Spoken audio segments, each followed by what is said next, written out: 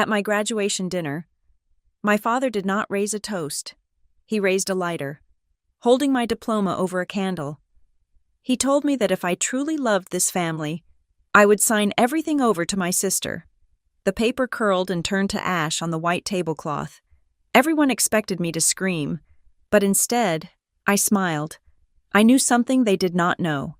By the time that diploma finished burning, they had already disinherited themselves.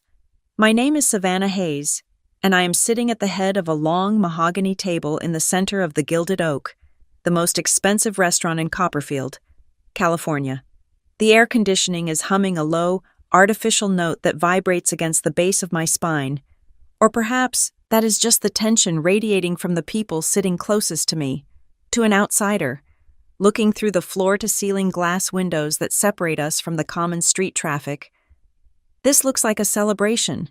There are crystal flutes filled with amber champagne. There are arrangements of white lilies that smell faintly of funeral parlors. There are smiles plastered onto the faces of my parents, Richard and Lorna, smiles that stretch the skin around their eyes, but never quite manage to light up the pupils. I take a sip of water. It is ice cold, shocking my system, keeping me sharp. I need to be sharp. My father, Richard, adjusts his silk tie for the third time in 10 minutes. He is performing. That is the only word for it.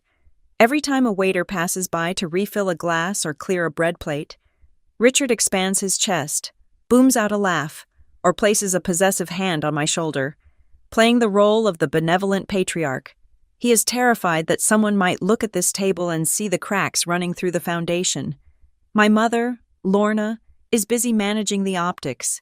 She shifts in her seat, angling her body away from me and toward my younger sister, Brielle. Brielle is 22, 2 years younger than me, and she is currently glowing under the ambient track lighting. She is wearing a sequined dress that costs more than my first car, and her hair is curled into perfect, golden ringlets that bounce every time she laughs. And she is laughing a lot. She behaves as if this dinner, explicitly scheduled to celebrate my graduation from university with honors, is actually her personal debutante ball. The space in the city is just perfect, Brielle is saying, her voice pitched loud enough to carry to the neighboring tables. She waves a manicured hand, narrowly missing a wineglass. I told the realtor that a north-facing window is non-negotiable. An artist cannot work without proper light. You understand, right? Daddy. The gallery in New York is practically begging for my portfolio, so I need the Copperfield studio to be ready by next month. Richard nods vigorously, slicing into his steak with aggressive precision. Of course, Princess. Artistic integrity is everything. We cannot have you painting in the dark. I look down at my plate. I have barely touched my roasted chicken. The silence from my end of the table is a physical weight, a heavy blanket that nobody wants to acknowledge. I am the reason we are here, yet I feel like a ghost haunting my own party. My Aunt June, who is sitting 3 seats down, leans forward. She is the only person here who has looked me in the eye all evening. So, Savannah, she says, her voice cutting through Brielle's monologue about color theory. Tell us again about the position at ArcLight Metrics. It is a data analyst role, correct? That is a massive achievement. They recruit less than 1% of applicants. I open my mouth to speak, to feel a momentary flicker of pride, but my mother is faster. Lorna laughs, a tinkling, dismissive sound that sounds like glass breaking. Oh, June. You know how dry that technical stuff is, Lorna says, waving her hand as if shooing away a fly. Savannah has always been good with numbers. Sure, it is very safe work, stable, but let us be honest. Sitting in a cubicle staring at spreadsheets is hardly news. Is it now? Brielle is out there sacrificing for culture. She is putting her soul on the canvas. That is the real bravery. I shut my mouth. The words die in my throat, unsaid. I look at my mother. She is not looking at me. She is beaming at Brielle, her eyes shining with a vicarious hunger. For 24 years, I have been the steady one, the quiet one. the one who fixed things and solved problems and earned scholarships so they would not have to spend a dime on my tuition, and for 24 years, I have been invisible. Brielle preens under the praise. Thanks, Mom. It is hard. You know, people think art is just fun, but it is emotionally draining. I need so much support right now. And you will have it, Richard says firmly. The waiters arrive to clear the main course. The clatter of porcelain against metal fills the lull in conversation. I watch the busboy scrape the remnants of my father's steak into a bin. I feel a strange kinship with the scraps. Then, the dessert menus arrive. But Richard does not pick his up. Instead, he reaches down to the leather briefcase resting against the leg of his chair. The sound of the zipper opening is sharp, like a zipper on a body bag. The conversation at the table dies instantly. Even Brielle stops talking about her imaginary gallery. Richard pulls out a folder. It is dark blue, thick, and ominous. He places it on the white tablecloth directly in front of me. It lands with a heavy, muted thud. The restaurant noise seems to fade into the background, becoming a distant hum. My heart rate slows down. I know this folder. I have never seen it before, but I know exactly what it represents. What is this? I ask. My voice is steady. I am proud of that. Richard clasps his hands on the table. He looks like a banker about to foreclose on a widow's home, but his voice is dripping with faux paternal concern. Just some small paperwork. Savannah, we thought tonight, with everyone together, would be the perfect time to settle the future. The future, I repeat. Your grandfather's estate. Lorna chimes in, her voice tight. She picks up her wineglass, but does not drink. Now that you have this fancy job at ArcLight, you are set, you are stable, you have a salary, benefits, a 401k, you are fine. Richard taps the blue folder with his index finger. Brielle does not have that security. She is chasing a dream. It is a precarious path. As a family, we need to balance the scales. I reach out and flip open the cover of the folder. The paper inside is thick, cream-colored bond paper, legal, official. My eyes scan the dense paragraphs of legalese. I see words like irrevocable transfer, beneficiary rights, and relinquishment of claim. There are sticky notes pasted on the bottom of the pages, bright yellow arrows pointing to the signature lines. They have already filled in my name. They have already notarized their portions. All that is missing is my consent. They want me to sign over my entire share of Grandfather Edward's inheritance to Brielle, the stocks, the lake house, the control of his patents, everything. You want me to give it all to her, I say. It is not a question. We want you to do what is right, Richard corrects, his voice dropping an octave, becoming harder. Grandpa Edward was old. He did not understand the modern economy. He split things down the middle because he thought that was fair. But fairness is about need. Savannah, you do not need this money. Brielle does. Think of it as an investment in your sister, Lorna adds, her smile straining at the edges. You are the big sister. It is your duty to protect her. I look at Brielle. She is not looking at me. She is examining her cuticles, a small, smug smile playing on her lips. She knows. She knew this was coming. This was the real graduation gift, not for me, but from me. I look back at the document. It is formatted perfectly. It is a cage made of words. If I sign this, I am erasing the only thing my grandfather left specifically for me. I am erasing his trust in me. I close the folder. I do not push it back. I just close it. I look up, meeting my father's gaze. His eyes are dark, expecting obedience. He has spent my entire life training me to be the path of least resistance. He thinks I am water. He thinks I will flow wherever he digs the trench. I am not signing, I say. The silence that follows is absolute. It sucks the air out of the immediate vicinity. Brielle lets out a short, sharp laugh, expecting it to be a joke. When she sees my face, her laugh dies. Lorna makes a sound in her throat, a sharp click of her tongue against her teeth. Excuse me? Richard says. His voice is very quiet. I said, I am not signing, I repeat, articulating every syllable. Grandfather left that inheritance to me for a reason. I am not signing it over to Brielle so she can play artist in a studio she cannot afford. Richard's face turns a shade of red that clashes with the drapes. He leans forward, encroaching on my personal space. The mask of the loving father slips, revealing the bully underneath. "You selfish, ungrateful child," he hisses. "After everything we have done for you, we put clothes on your back, we kept a roof over your head, and this is how you repay us, by hoarding wealth you did not earn while your sister struggles." "I am not signing," I say for the third time. Richard stands up. His chair scrapes loudly against the parquet floor, a screech that turns heads at the nearby tables. He does not care anymore. The audience does not matter if the lead actor is losing control of the script. He reaches into the inner pocket of his suit jacket. I think for a second he's going to pull out a pen, to force it into my hand, but he does not. He pulls out a long leather envelope, my diploma holder, the one I was handed on stage 4 hours ago, the tangible proof of 4 years of sleepless nights, double shifts at the library, and grueling exams. He pulls the parchment out of the leather sleeve. It is heavy, cream-colored, embossed with the gold seal of the university. My name, Savannah Hayes, is printed in elegant black calligraphy in the center. "You think this piece of paper makes you special?" Richard says, his voice shaking with rage. "You think this makes you better than this family?" He reaches into his pocket again and pulls out a lighter. It is an old silver flip-top lighter, one he has carried for 20 years.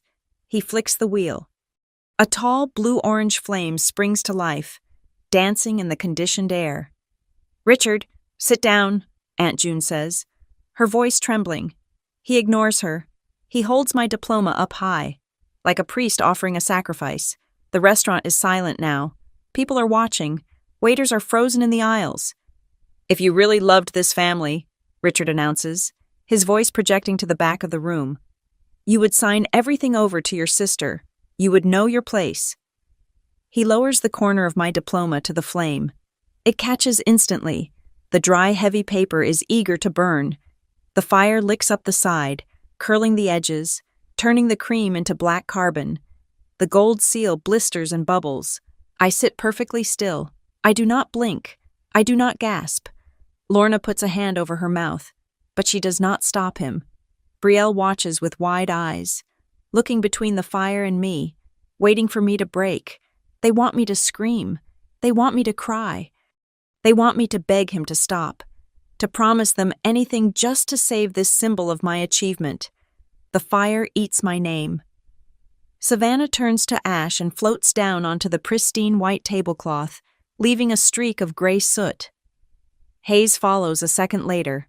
The heat radiates toward my face, but I feel colder than I have ever felt in my life. Richard holds on to the paper until the flames are dangerously close to his fingertips. Then he drops the burning remnants onto his bread plate. He stares at me, breathing hard, challenging me. He thinks he has won.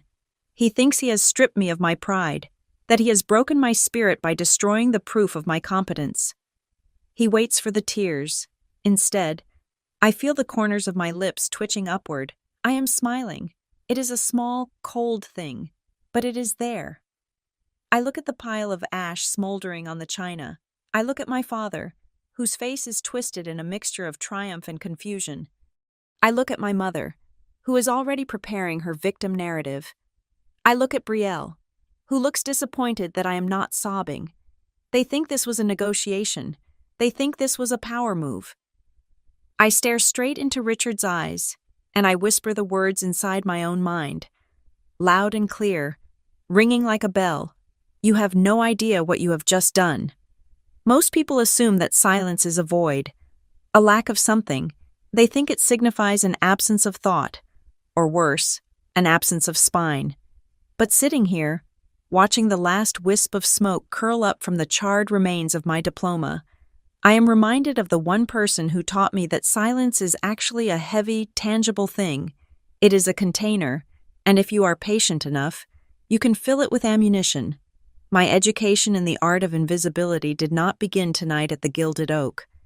It began nearly 2 decades ago in the suburbs of Maple Harbor, in a house that was always perfectly swept, perfectly painted, and perfectly staged for an audience that never went home. I was 10 years old when I first understood that in the ecosystem of the Hayes family, there was only enough oxygen for one star. It was a Tuesday in mid-November. The gymnasium of Maple Harbor Elementary was smelling of floor wax and stale popcorn. It was the night of the district science fair. I had spent 3 months growing crystal structures in our basement, carefully monitoring temperature variables and humidity levels. I had a trifold board that I had lettered by hand, measuring the spacing between the headers with a ruler to ensure absolute symmetry. I stood next to my display for 2 hours, my hands clasped behind my back, explaining nucleation to judges who looked surprised that a 5th grader knew the word. When the principal announced my name as the first-place winner, the applause was polite. I walked up the wooden stairs of the stage, accepted the blue ribbon, and looked out into the sea of folding chairs. I was looking for my parents. I was looking for Richard's broad shoulders or Lorna's meticulously coiffed hair. I scanned the first row, then the second, then the back, where the parents who came late usually stood. They were not there. Earlier that afternoon, Brielle had developed a sudden, catastrophic case of stage fright regarding her ballet recital. The recital was just a practice run, held in a dance studio 3 towns over, but Brielle had wept theatrically in the kitchen, claiming she could not possibly perform a plie without her mommy and daddy watching. So, they had gone. They had chosen the drama of her potential failure over the certainty of my success. I stood on that stage holding my ribbon, and I felt a strange sensation, like I was shrinking. It was not that I was disappearing. It was that I was being edited out of the frame. I was the background detail that did not require focus. After the ceremony, I stood outside the school by the flagpole, the wind biting through my thin sweater. Other kids were piling into minivans, high-fiving their fathers, holding their trophies up to the streetlights. I was alone. Then, a beat-up Ford truck pulled up to the curb. The engine rattled with a sound like loose change in a dryer. It was my grandfather, Edward Hart. He rolled down the passenger window. He did not ask where my parents were. He did not offer a pitying look or a sugary excuse about how busy they were. He just looked at the blue ribbon pinned to my chest, nodded once, and unlocked the door. "Get in," he said. "I know a place that serves milkshakes thick enough to hold a spoon upright." We went to a diner on the edge of town, a place with cracked vinyl seats and a neon sign that buzzed like an angry hornet. We sat in a booth near the back. Grandfather Edward ordered me a cheeseburger and a chocolate shake. He watched me eat for a while, his fingers drumming a slow rhythm on the tabletop. "You are wondering why they are not here," he said. It was not a question. "Brielle had dance," I mumbled, dipping a fry into ketchup. "She gets nervous." "Brielle gets attention," Edward corrected. His voice was gravelly, worn down by years of smoking and shouting over factory machinery. "There is a difference. Savannah, your sister is loud. She demands to be looked at. You are quiet. And people like Richard and Lorna, they mistake quiet for low maintenance. They think because you do not scream, you do not need anything." He leaned forward, his steel-gray eyes locking onto mine. "But let me tell you something, kiddo. The loud ones, they burn out. They need fuel constantly. The quiet ones are the ones who build things.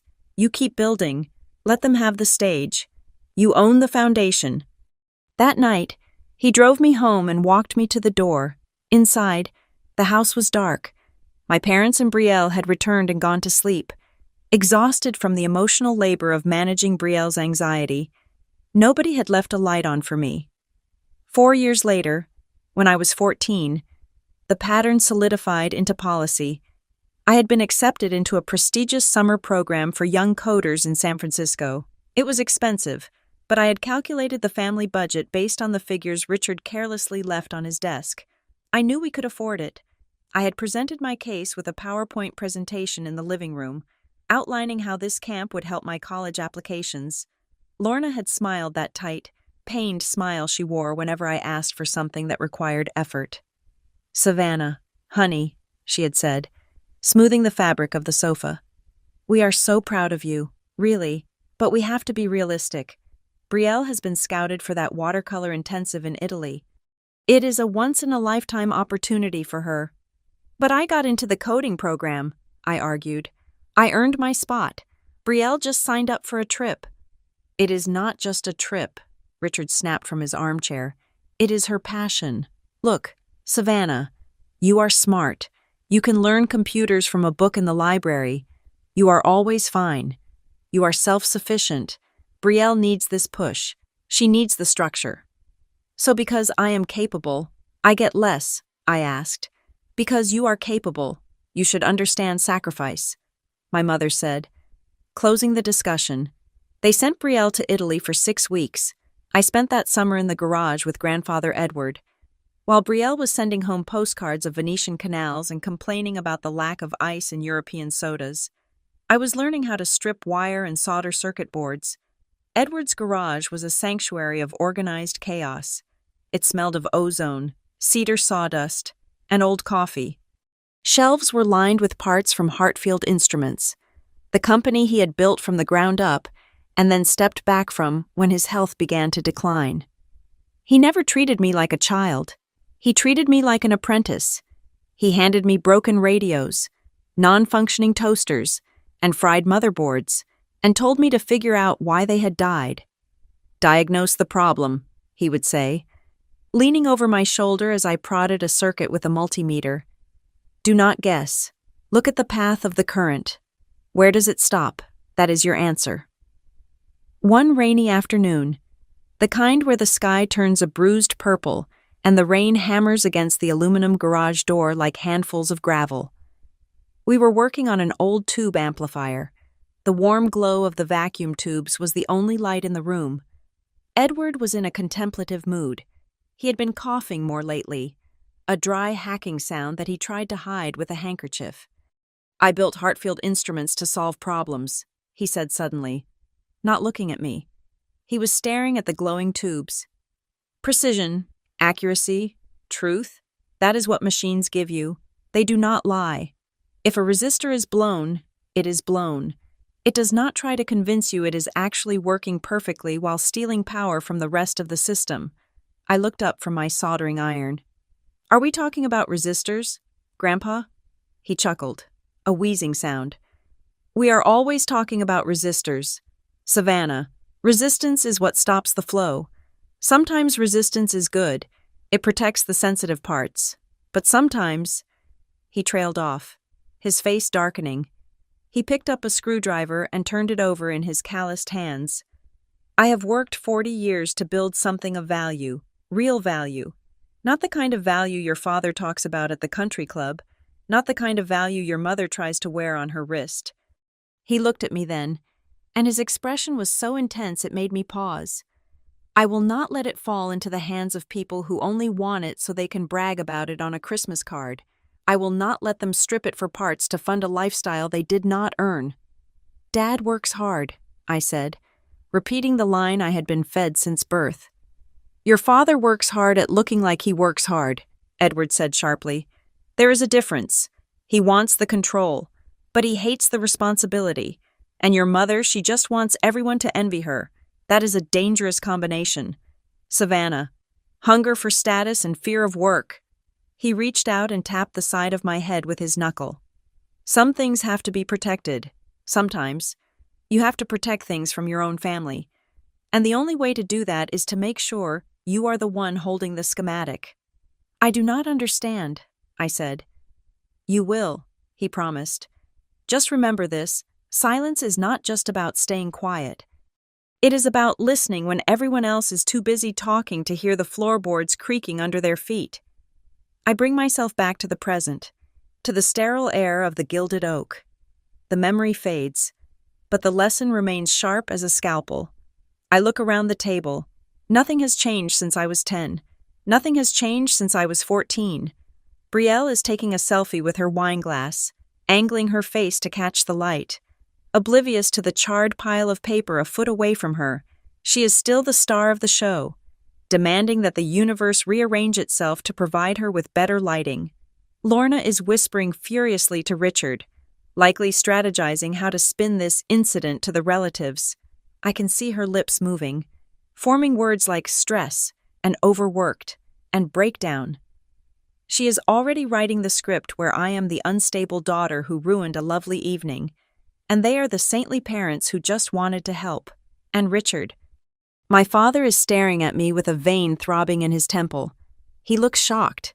He genuinely cannot comprehend why his intimidation tactic did not result in immediate submission. He has spent 24 years treating me like a vending machine. He inputs the bare minimum of parenting, and I output good grades, obedience, and no drama. He kicked the machine, and instead of giving him what he wanted, the machine just swallowed his coin. I look at the empty space on the table where my diploma used to be. For years, I felt hurt by their neglect. I felt the sting of being the second choice, the backup plan, the invisible child.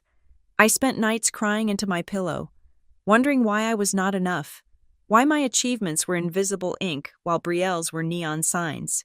But sitting here now, I realized that Grandfather Edward was right.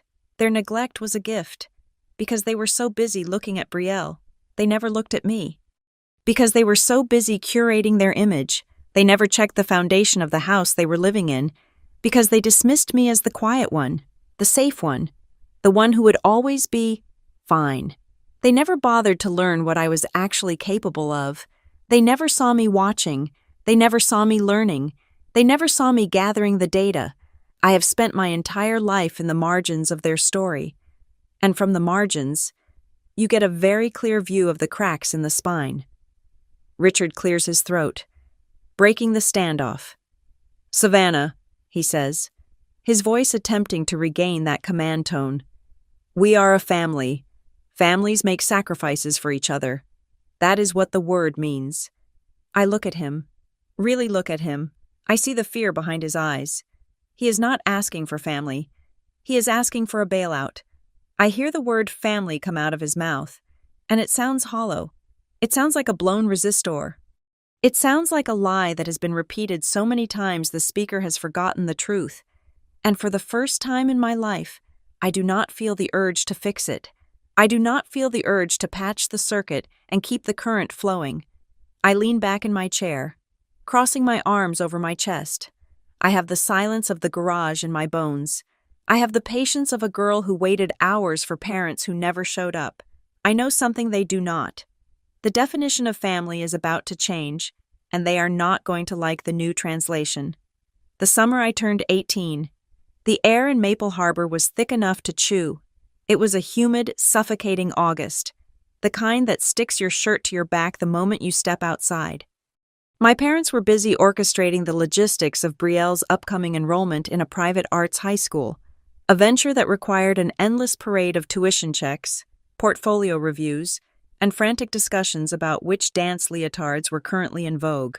I was preparing to leave for the state university on a partial scholarship, packing my life into cardboard boxes that I had scavenged from the back of a grocery store. In the middle of this domestic chaos, Grandfather Edward showed up at the front door. He did not come inside. He just leaned against the doorframe, looking past my mother's shoulder as she argued on the phone with a registrar, and caught my eye. He tapped his wrist, a silent signal we had established years ago. "Get your shoes, Savannah," he said. "We have an appointment." I assumed we were going to the hardware store, or perhaps to the scrapyard to hunt for copper wire. Instead, we drove 40 minutes south to Harborview, a district that smelled of salt water and old money. We pulled up not to a warehouse, but to a nondescript brick building with a modest brass plaque next to the door, Vega Associates, estate planning and elder law.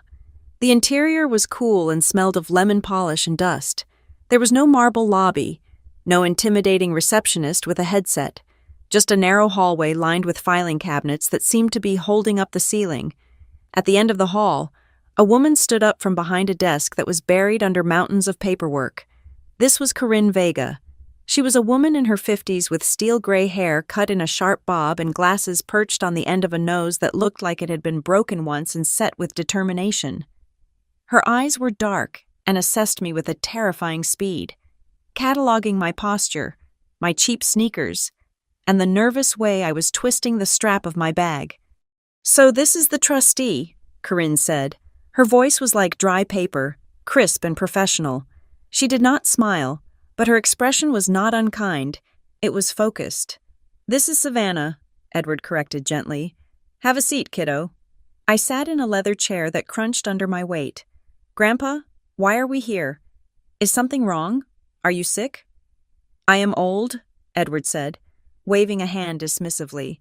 "Being old is a terminal condition, but we are not here to talk about my health. We are here to talk about what happens when my health runs out." Corinne opened a thick file folder. The sound of the heavy paper turning was loud in the small room. She slid a document across the mahogany desk toward me. The header read, "The Edward Hart Revocable Living Trust." "I am not writing a traditional will, Savannah," Edward said, his voice dropping to a conspiratorial rumble. "Wills are public record. Wills are messy. Wills are an invitation for every vulture in the family to pick the bones clean in probate court. I am putting everything the company shares, the patents, the lake house, the investment accounts into a trust." I stared at the document. I had taken an introductory economics class in high school, so I knew the vocabulary, but seeing it applied to my own family felt surreal. "Okay," I said slowly. "So, you are protecting the assets. That makes sense." "It is more than protection," Corinne said. She pulled a pen from behind her ear and pointed to a paragraph on the third page. "A trust needs a trustee, someone to manage the assets, someone to decide when and how the money is distributed to the beneficiaries." "Your father expects to be that person," Edward said. "He thinks it is his birthright.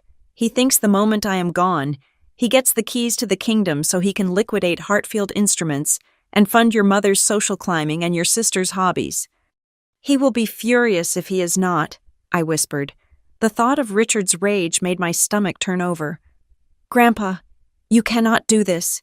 If you cut him out of control, he will burn the house down. He will take it out on me." Edward leaned forward, the fluorescent light reflected in his eyes, making them look hard and bright. "He will not be able to take it out on you, Savannah, because you will be the one holding the steering wheel."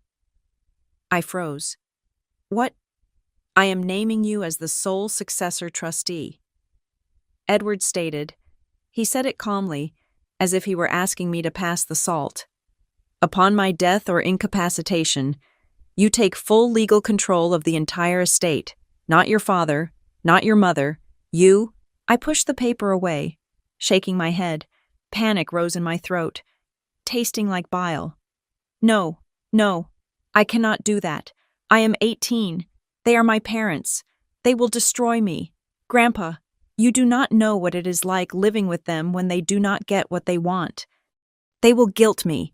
They will scream at me. They will make my life a living hell until I sign it over to them." The room went silent. Corinne watched me, her pen hovering over her notepad. Edward reached across the desk and covered my hand with his. His skin was dry and cool, his grip surprisingly strong. "Savannah, look at me." I looked up, blinking back tears of sheer terror. "You are worried about them being angry," he said softly. "You are worried about preserving the peace. But let me ask you a question, and I want you to answer it honestly. When have they ever cared if you were okay? When have they ever sacrificed one single comfort to make sure you were safe?" I opened my mouth to defend them, to find one example, one moment of pure parental sacrifice. I thought of the science fair. I thought of the camp money diverted to Brielle. I thought of the empty seat at my high school graduation where my father should have been. But he was golfing with a client. "They are my family," I said weakly. "Family is not a blood type," Edward said. "It is behavior, and their behavior tells me that if I leave this money to them, they will waste it, and in 10 years, they will be broke and coming to you for a loan. I am doing this to save the legacy, yes, but mostly, I am doing this to give you a shield." Corinne cleared her throat. "This brings us to the contingency clauses, This is the part that makes this trust unique." She flipped to page 12. The text was dense, but she summarized it with the precision of a surgeon.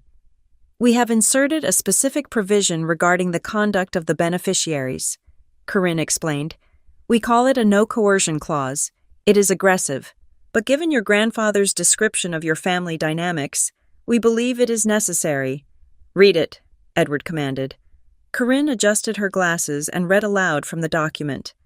"Should any beneficiary attempt to coerce, intimidate, harass, or apply undue duress upon the trustee for the purpose of altering the distribution of assets, forcing a resignation of the trustee, or compelling the transfer of assets outside the stipulations of this trust, said beneficiary shall immediately forfeit their entire interest in the trust estate." She looked up at me. "Do you understand what that means, Savannah?" I shook my head, trying to process the legalese. "It means if they bully me—" "It means," Edward said, a grim smile touching his lips, "that if they try to force you to sign anything, if they corner you, threaten you, or try to guilt-trip you into giving up your control, they lose everything. Not just control, but the money, too. Their share goes to zero." "The logic is simple," Corinne added.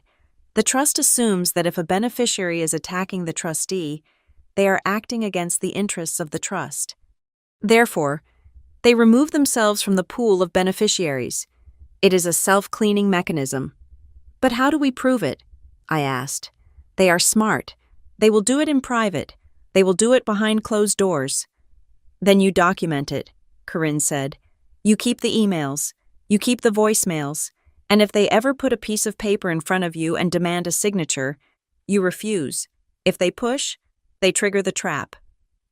I sat back in the chair. The magnitude of what they were handing me was heavy, like a loaded weapon. It was terrifying. But for the first time, I felt a strange sense of power. My silence, my ability to observe, my capacity to endure their neglect. Grandpa was turning all of it into armor. "Why me?" I asked quietly. "Why not just hire a professional trustee, a bank?" "Because a bank does not know them," Edward said. "A bank would just cut checks until the money ran out. You know who they are. You know what they are capable of. And more importantly, Savannah, you know the value of $1 because you have had to work for every single one you have ever had." He leaned back, looking tired, but satisfied. "Someday, they will test you. They will come for you, not because they need the money, though they will say they do, but because they need control. They cannot stand the idea that the quiet girl in the corner holds the keys. Do not give them the keys. Do not give them the satisfaction." We spent another hour going over the details. Corinne explained the duties of an executor, the difference between income and principal, and the fiduciary responsibilities I would carry. I listened, absorbing every word, filing it away in the same part of my brain where I stored complex code and statistical models. When we finally left the office, the sun was beginning to set, painting the sky over the harbor in bruises of purple and orange. We got back into Edward's truck. He did not start the engine immediately. He sat there, staring out at the ocean through the dirty windshield. "Promise me something," he said. He did not look at me. "Anything," I said. "If that day comes," he said, his voice raspy, "if I am gone, and they corner you, if they use guilt or anger or that fake love they turn on like a faucet, do not argue with them. Do not try to explain the trust. Do not try to make them understand logic. They are immune to it." He turned the key in the ignition, and the engine coughed to life. "Just let them dig their own hole. Let the truth speak for itself. You just stand your ground." "I promise," I said. "I will not sign, no matter what." Edward nodded. He reached into his flannel shirt pocket and pulled out a pack of gum, offering me a stick. It was his way of saying the serious business was done, but on the drive back to Maple Harbor, I watched his hands on the steering wheel. They were trembling slightly. It was a tremor I had not noticed before. A few weeks later, shortly before I packed my car for university, I walked into the kitchen late at night to get a glass of water. The light in the study was on. I peeked through the crack in the door. Edward was sitting at my father's desk. The only light came from the brass banker's lamp, casting a pool of yellow illumination on the green blotter. He was hunched over a stack of papers, the final versions of the documents we had seen in Corinne's office. He was coughing, a deep, wet sound that rattled his chest. He took a handkerchief, wiped his mouth, and then picked up his pen. His hand shook as he hovered over the signature line, but then he steadied it.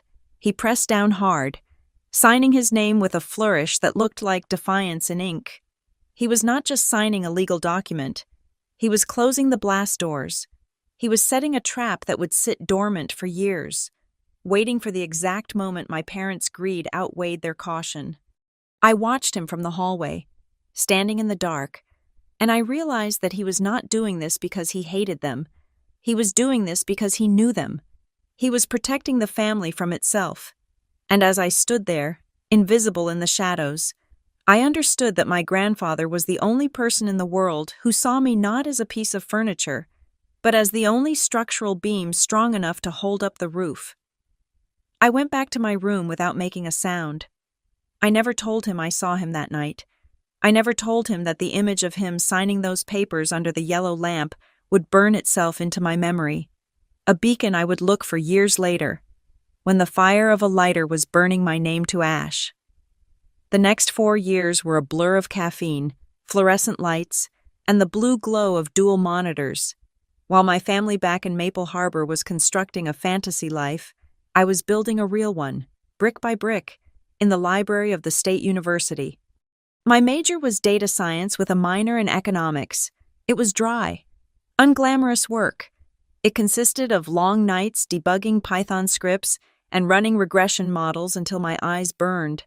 I worked 20 hours a week as a lab assistant for a professor who was researching machine learning algorithms. It paid just enough to cover my rent in a drafty off-campus apartment that smelled perpetually of ramen noodles and damp drywall. I applied for every grant, every scholarship, and every work-study program available. I did not ask Richard or Lorna for a dime. I did not have to. I had calculated my budget down to the cent. However, if you listened to my parents speak at family gatherings, you would think they were bankrolling a royal expedition. We are just sacrificing so much to put Savannah through that program. I heard Richard say to a cousin at Thanksgiving during my sophomore year, he was swirling a glass of expensive scotch that cost more than my monthly grocery budget. It is a heavy load, but education is paramount. We want her to focus on her studies, not money. I stood in the hallway, holding a tray of appetizers, and said nothing. I had just transferred $200 from my savings to pay for my own textbooks because Richard had forgotten to send the $50 he had promised for my birthday. While I was learning the architecture of databases, Brielle was learning the architecture of spending other people's money. She did not go to college. She went on a journey of artistic discovery. This involved a 6-month photography course in sunny San Diego, followed by a watercolor retreat in the south of France because she felt her muse was stifled in California. From Lorna Hayes. Subject: Brielle's Europe trip date, October 14th. Savannah. Honey, just wanted to let you know we might be a little tight on the Christmas budget this year. We had to wire Brielle an extra $3,000 for accommodation in Provence. The villa she found is just perfect for her light, and you know how sensitive she is to her environment. Since you have that little job at the university, I am sure you can manage your own train ticket home, right? You are so independent. We are so proud of how you do not need us. I read that email in the computer lab at 2 a.m. You do not need us. It was not a compliment. It was an excuse. They had categorized me as a low-maintenance appliance that runs forever without servicing, allowing them to funnel all their resources into the high-maintenance luxury vehicle that was my sister. Then came the winter of my junior year. The call came at 4 a.m. Grandfather Edward had passed away in his sleep. The funeral was efficient. That is the kindest word I can use. Richard organized a service that was less about honoring Edward's life and more about getting it over with. There were lilies, a short eulogy where Richard spoke mostly about his own childhood, and a reception where the coffee was lukewarm. I stood by the grave, feeling a hollowness in my chest that had nothing to do with the cold wind. I had lost the only person who spoke my language, But I did not cry. Edward hated public displays of emotion. Grief is private, he used to say. Don't perform it for people who didn't know the deceased. So I stood straight, hands clasped, and watched my family. They were sad, I suppose, but beneath the sadness, there was a buzzing energy. It was the frantic, hungry energy of people who are waiting for a will reading. The week after the funeral, I was back at the house helping to sort through some of Edward's old clothes. I was in the hallway, folding a stack of flannel shirts, when I heard voices drifting from the kitchen. It is a simple probate process. Lorna, Richard was saying. His voice was relaxed, confident. I spoke to the guys at the club. Since I am the only son, and he was a widower, it naturally flows to us. The lake house alone is worth $2 million in this market. We could sell it, pay off the mortgage here, and finally get that studio built for Brielle properly. And the company, Lorna asked, Hartfield Instruments runs itself. Richard scoffed. I will step in as chairman, obviously. We can probably trim the RD budget. Edward was always wasting money on innovation. We can squeeze a lot more profit out of it if we streamline. I froze, clutching a plaid shirt to my chest. They were already carving up the carcass. They had no idea that the meat was already gone. I waited for them to mention me. I waited for one sentence like, we should see if Savannah wants anything of Grandpa's. It never came. 2 days later, I was back at university when a notification popped up on my phone. From Corinne Vega, subject estate, update date, February 12th. Dear Ms. Hayes, I am writing to confirm that the trust protocols have been activated upon the passing of Mr. Hart. As discussed, all major assets including Hartfield Instruments and the real estate portfolio have been successfully titled into the trust. You are now the acting trustee. Currently, no action is required from you. The family has not yet formally requested access to the funds, as they are under the impression that standard probate is pending. I will handle the initial inquiries. Remember your promise. Silence is your shield. Regards. Corinne. I stared at the screen. It was real. I owned it all. The lake house they were planning to sell mine. The company Richard wanted to gut mine.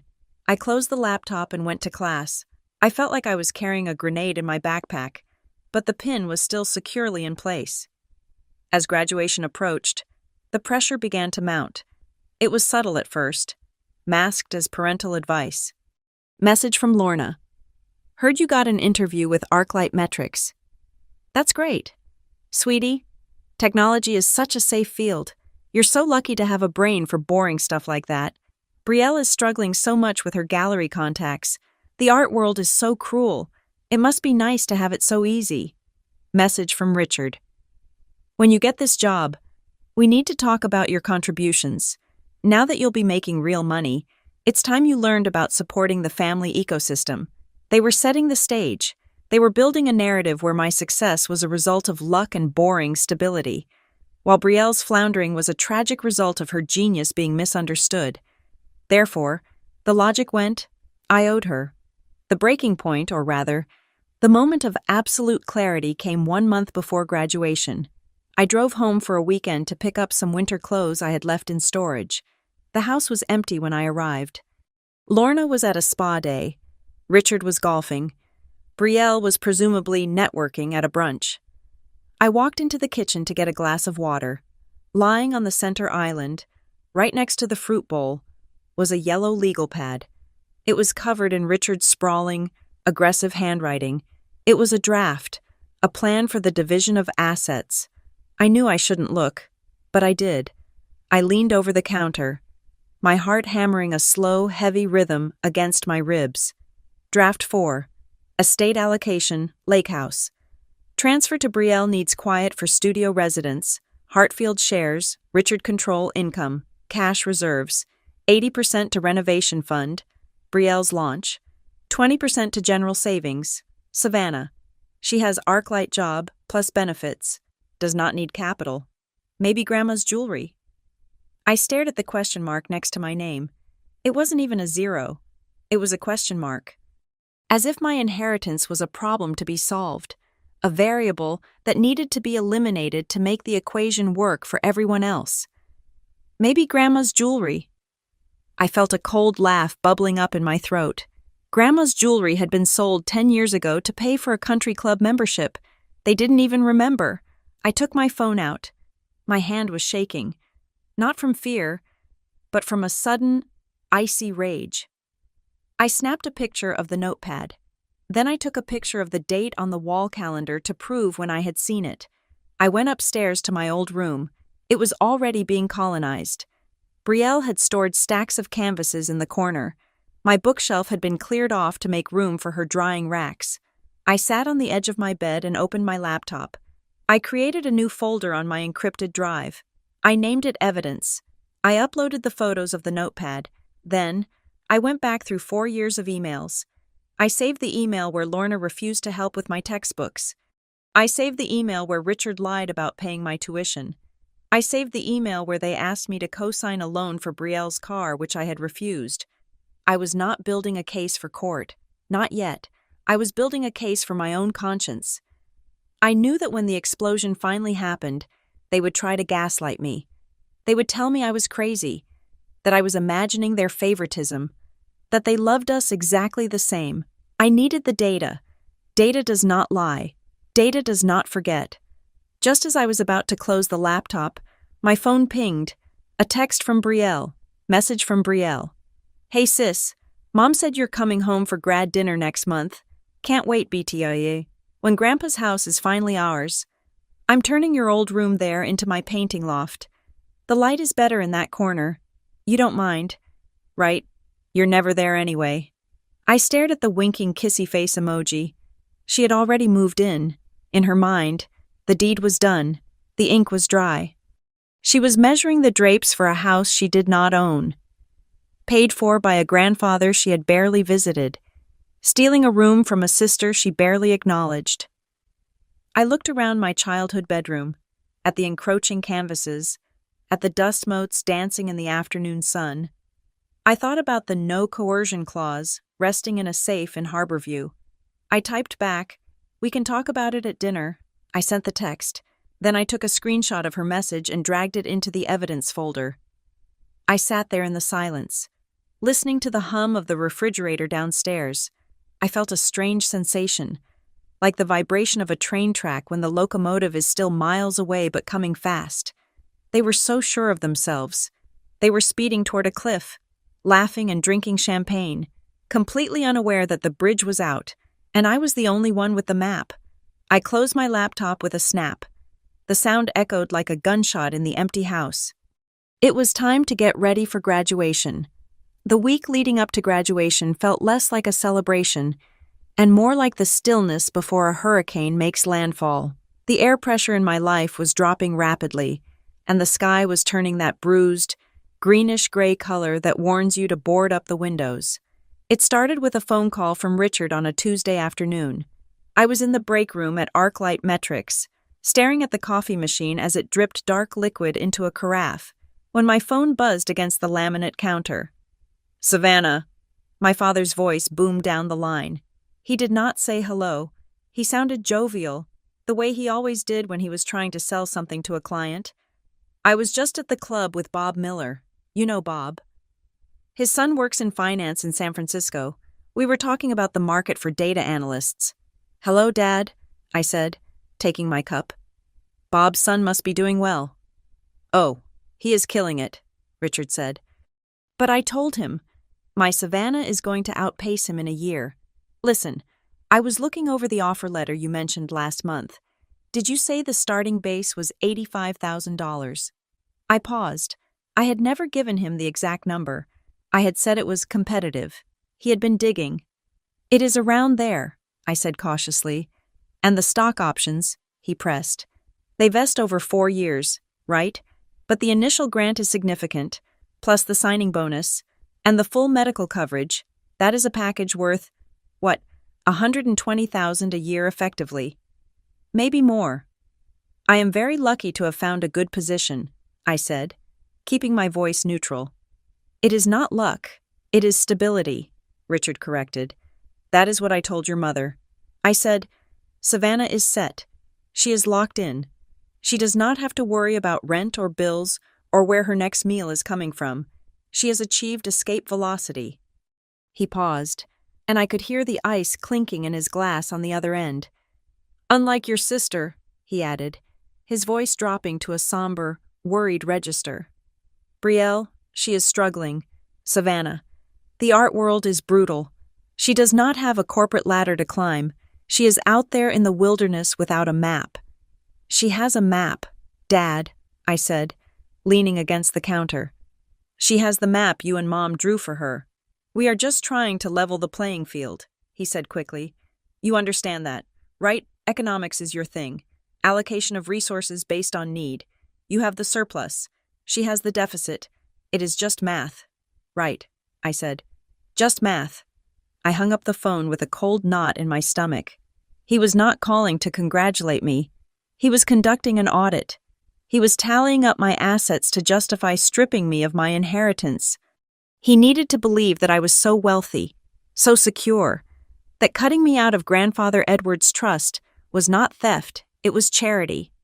2 days later, the assault shifted from financial to emotional.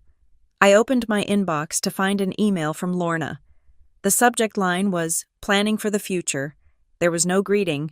It was a stream of consciousness that read like a ransom note written by a socialite. Savannah.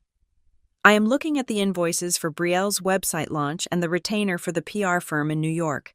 You have no idea how expensive it is to build a brand from scratch. People judge you by your image. If she does not launch big, she fails. We cannot let her fail. I know you have always been the independent one. You get that from me. But independence comes with a price. Sometimes, being strong means you have to step back and let the weaker ones have the support. Grandfather Edward always said he wanted this family to be taken care of. He didn't mean just one person. He meant the family name. Brielle is the one putting the name out there in the galleries. She is the legacy. We need to make sure everyone is on the same page at dinner. Please do not make this difficult. Mom. I read the email twice. She is the legacy. I closed my eyes and rubbed my temples. They were rewriting history in real time. They were turning Grandfather Edward, a man who wore flannel shirts and fixed his own toaster, into a patron of the high arts, who would have wanted his money spent on gallery openings and PR retainers. It was insulting, but it was also terrifyingly coordinated. They were closing ranks. Then, a different notification popped up, a stark contrast to the emotional debris Lorna had just dumped in my inbox. From Corinne Vega. Subject Trust Review. Post-graduation, Ms. Hayes. I am confirming our appointment for next week to finalize the activation of the operational provisions of the trust. I have the documents ready for your review as the sole trustee. I suspect the pressure is mounting. Remember what Edward told you. When they corner you, do not argue. Do not try to win the debate. Just remember there is a bigger document than whatever piece of paper they put in front of you. You have the trump card. You do not need to play it until the game is over. Stay the course. CV. I exhaled a breath I did not know I had been holding. The bigger document. I thought about the binder sitting in the safe in Corinne's office. I thought about the video file on the encrypted drive. My parents were playing checkers. They were moving pieces around the board, thinking they were clever, thinking they were trapping me. They had no idea that Grandfather Edward had already bought the board, the pieces, and the table they were playing on. On Friday, the day before the ceremony, the atmosphere at my office was festive. There was a sheet cake in the break room for the three of us who were graduating from our respective master's programs. We are going to O'Malley's after work. Sarah, a junior analyst, told me. She was beaming, holding a plastic fork. Happy hour prices, terrible karaoke. It is going to be great. You have to come. Savannah, you need to blow off some steam. I looked at her. She looked so normal. Her parents were coming into town, and they were going to buy her dinner and tell her they were proud of her. There would be no contracts to sign. There would be no negotiations. I can't, I said. The lie tasted like ash in my mouth. I have a family dinner. My parents planned something special at the Gilded Oak. Oh, fancy, Sarah laughed. That sounds amazing. Enjoy the champagne. Yeah, I said, forcing a smile. Enjoy. I walked back to my desk and sat down. A family dinner. It sounded so benign, but I knew better. It wasn't a dinner. It was an ambush. I felt like a soldier polishing her boots before walking into a minefield. I unlocked my phone and opened Instagram. It was a mistake, but I couldn't help myself. I needed to know the enemy's position.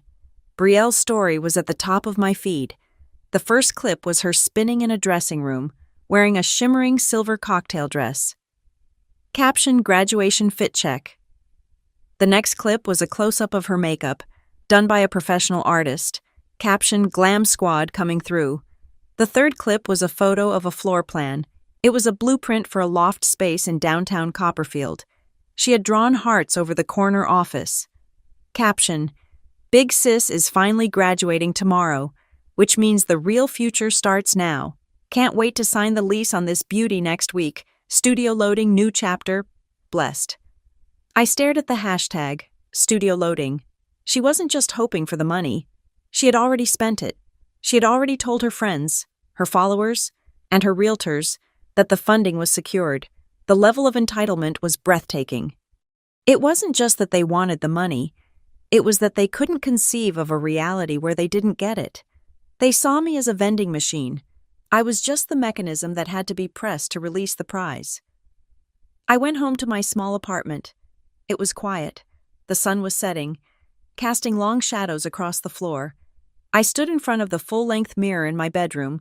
I was wearing the dress I planned to wear to the dinner. A simple, navy blue sheath dress, professional, understated, armor. I looked at my reflection. I looked tired. There were dark circles under my eyes that concealer couldn't quite hide. I am not signing, I said to the mirror. My voice sounded thin, weak. I cleared my throat. I stood up straighter. I channeled Corinne Vega's dry legal tone. I channeled Grandfather Edward's stubborn gravel. I am not signing. Better. I will not sign that. No. Absolutely not. I practiced the variations for 20 minutes. I watched my own face. I watched for the flinch. I watched for the hesitation. And then, suddenly, I stopped. I realized I didn't need to practice. This wasn't a line I had to memorize. This wasn't a performance. Refusing to sign wasn't something I had to do. It was who I was. For 24 years, I had been the one who didn't sign. I didn't sign up for their drama. I didn't sign up for their validation. I didn't sign up for their version of reality. I had already refused them 1,000 times in 1,000 small ways. This was just the final, formal rejection. The fear evaporated, replaced by a cold, hard certainty. I wasn't going to that dinner to argue. I was going to witness. I was going to let them verify the hypothesis that Grandfather Edward and I had formed 4 years ago. I checked the time. It was 6 o'clock. The reservation was at 7. I sat down at my desk and opened my laptop one last time. I pulled up the email thread with Corinne. I typed quickly, my fingers flying over the keys. To Corinne Vega, subject tonight, I am heading to the restaurant now. The pressure has been building all week. They have hinted at the papers. They have hinted at the sacrifice I need to make. If they bring anything for me to sign tonight, I will not. I am prepared for them to make a scene. Just letting you know in advance so you can have the file ready for Monday. Savannah. I hit send. I stood up and grabbed my purse. My hand hovered over the doorknob. My phone buzzed. Corinne replied instantly. From Corinne Vega. Subject RE. Tonight. Good. Just be yourself. Let them do the talking. And remember, silence can be evidence, too. I stared at that sentence. Silence can be evidence. They were going to fill the silence with noise, with threats, with guilt. And every word they said was going to be another nail in the coffin of their own inheritance. I turned off the lights in my apartment. I walked out into the cool evening air. I got into my car and drove toward the center of town, toward the lights of the Gilded Oak, toward the fire that was waiting for me. I was ready to burn, or rather, I was ready to watch them burn themselves. The waiter had just cleared the main course, leaving behind the heavy, savory scent of truffle oil and red wine reduction that hung over the table like a fog. The ambient jazz music, which had been a polite saxophone murmur all evening, seemed to fade into a dull buzz, drowned out by the thrumming tension in my own ears. I looked at the blue folder sitting on the white tablecloth. It was heavy, textured cardstock, the kind used for high-end corporate presentations. It sat there between the crystal salt shaker and the centerpiece of white lilies, looking less like a legal document and more like a weapon that had just been unsheathed. Richard placed his hand flat on the table, his manicured nails clicking against the wood. He leaned forward, adopting the posture of a benevolent CEO addressing a difficult shareholder meeting. "Savannah," he began, his voice smooth, pitched perfectly to be heard by our relatives at the far end of the table, without alerting the neighboring diners. "We need to be practical. We have supported you for 24 years. We carried you through your education. We provided the safety net that allowed you to take risks, to focus on your grades, to get this job at ArcLight." I watched his lips move. It was fascinating, in a clinical sort of way, to watch him construct a reality that did not exist. He was claiming credit for the scholarships I won, for the 3 jobs I worked, for the rent checks I wrote myself. He was rewriting the history of my neglect and calling it support. "And now," he continued, gesturing vaguely toward Brielle, "it is time for you to do the right thing, to balance the ledger. You are established. You have a career path that is essentially a paved road to wealth. Your sister is an artist. Her path is rocky. It requires capital." Brielle perked up at the mention of her struggle. She took a sip of champagne, leaving a peach-colored lipstick stain on the rim. "Exactly," she said, her voice a little too loud, a little too brittle. "I actually already put a deposit down on the studio in Westside. The realtor said if I do not close by the 1st of the month, I lose the space. I told him it was fine because the family details were being sorted out tonight." I looked at her. "You put a deposit down?" I asked. "With what money?" "With the credit card Daddy gave me," she said, rolling her eyes as if I were simple. "But the down payment is due next week, and obviously, I cannot pay that with a credit card. It needs to come from the trust. Grandpa promised me that space. Well, he didn't say the specific address, but he always said he wanted me to have a place to create." "He wanted you to create," I said softly. "He never said he wanted to buy you a loft in the most expensive district in the city." Lorna set her wine glass down with a sharp clink. She smoothed the front of her dress, a nervous tic she had whenever the conversation veered away from her control. "Oh, stop it. Savannah, do not be petty. You have never cared about the lake house. You hate the outdoors. And let us be honest, you do not exactly have the presence to manage the Hartfield estate. That company needs a face. It needs style. You are very good in the background, sweetie, but Brielle shines. She can represent this family in a way you just cannot." The insult was delivered with a smile, wrapped in a compliment about my background skills. It was a masterclass in maternal cruelty. I reached out and opened the folder again. I ignored the sticky notes with the sign here arrows.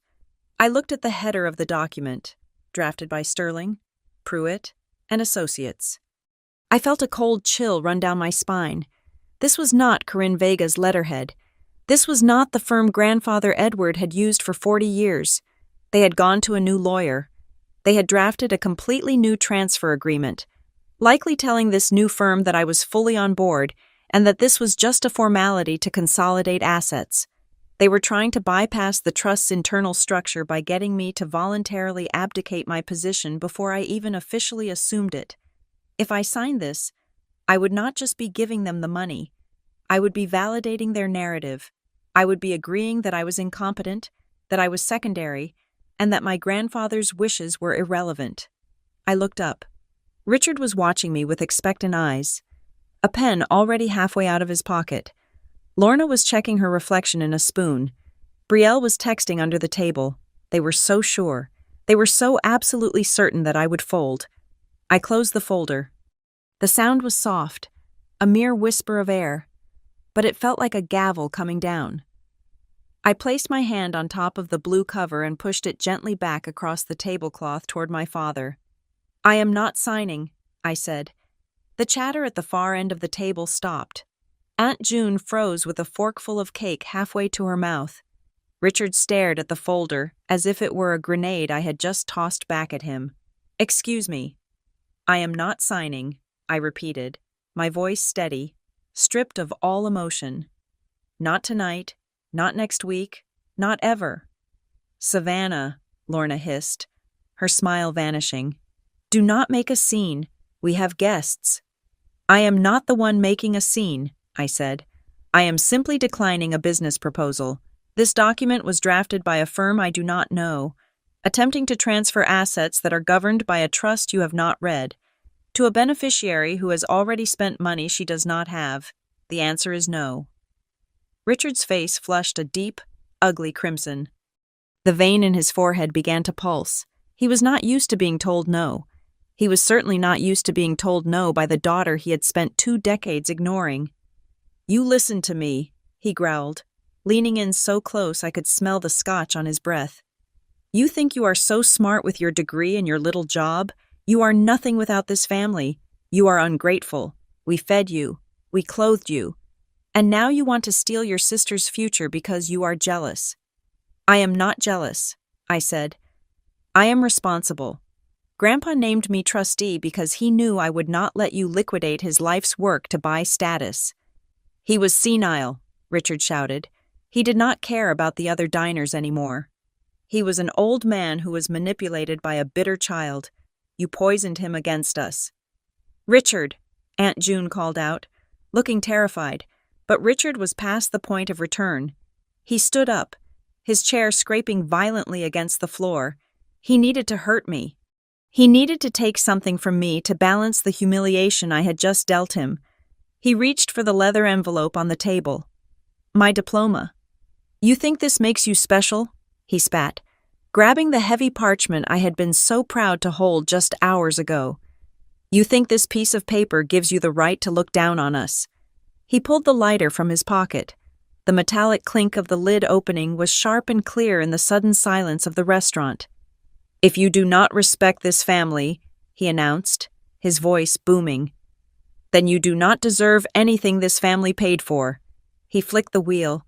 The flame jumped up, blue at the base, orange at the tip. He held the corner of my diploma to the fire. I watched, mesmerized. The paper did not catch immediately. It was high quality, dense archival stock. It resisted for a second, browning and blistering, before a bright yellow flame finally took hold. Smoke curled up, acrid and dark. It smelled of burning cotton and ink. "Sign the papers, Savannah," Lorna cried out, though she did not move to stop him. "Just sign them, and he will stop." "Sign it," Richard yelled, waving the burning document like a torch. "Show us you are a haze." I sat perfectly still. I watched the fire eat the gold seal of the university. I watched the calligraphy of my name turn into black, flaky ash, and in that moment, I felt nothing. I expected to feel grief. I expected to feel violated.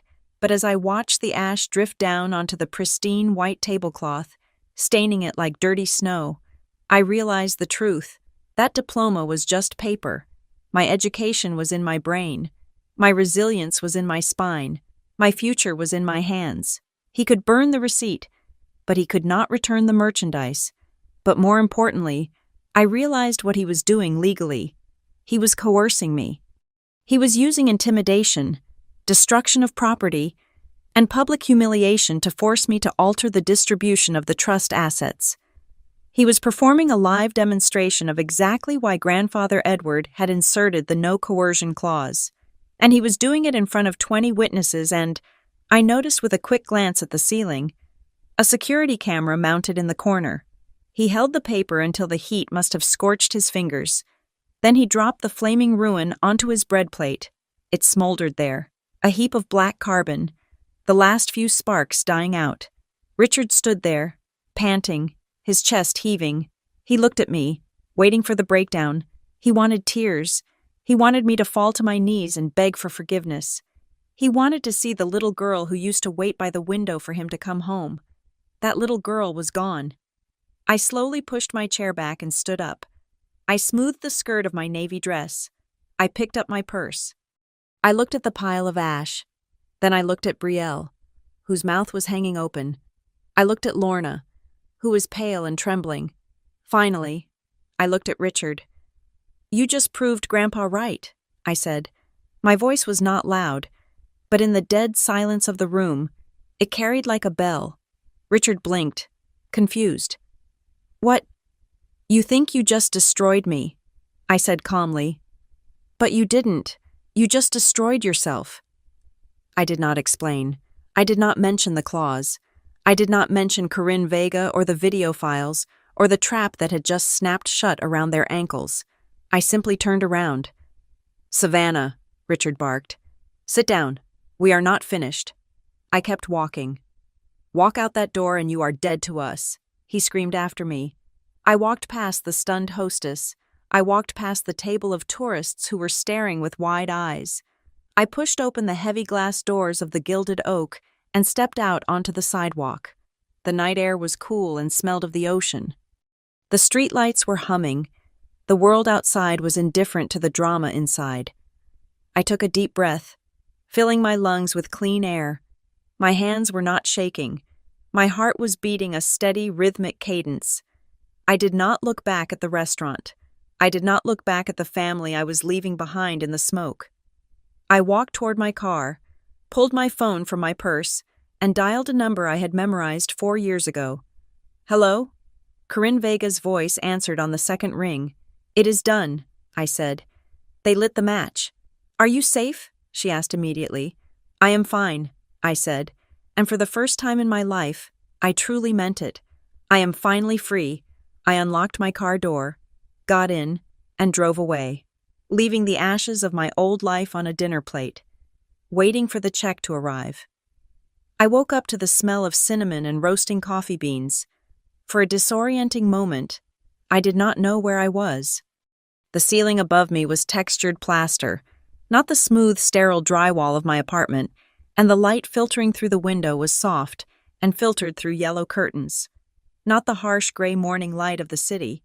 Then I shifted, and the stiffness in my neck reminded me. I was on the floral sofa in my Aunt June's living room in Northbridge. I had driven here last night, shaking and exhausted, after fleeing the Gilded Oak. June had opened her door, taken one look at my face, and simply pulled me inside. She had not asked for details.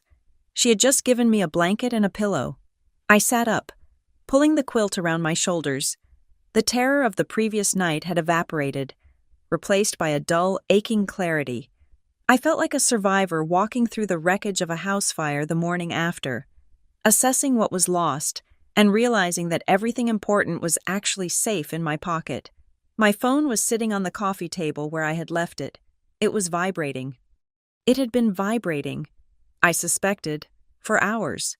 The screen lit up every few seconds with a new notification, a relentless strobe light of family drama.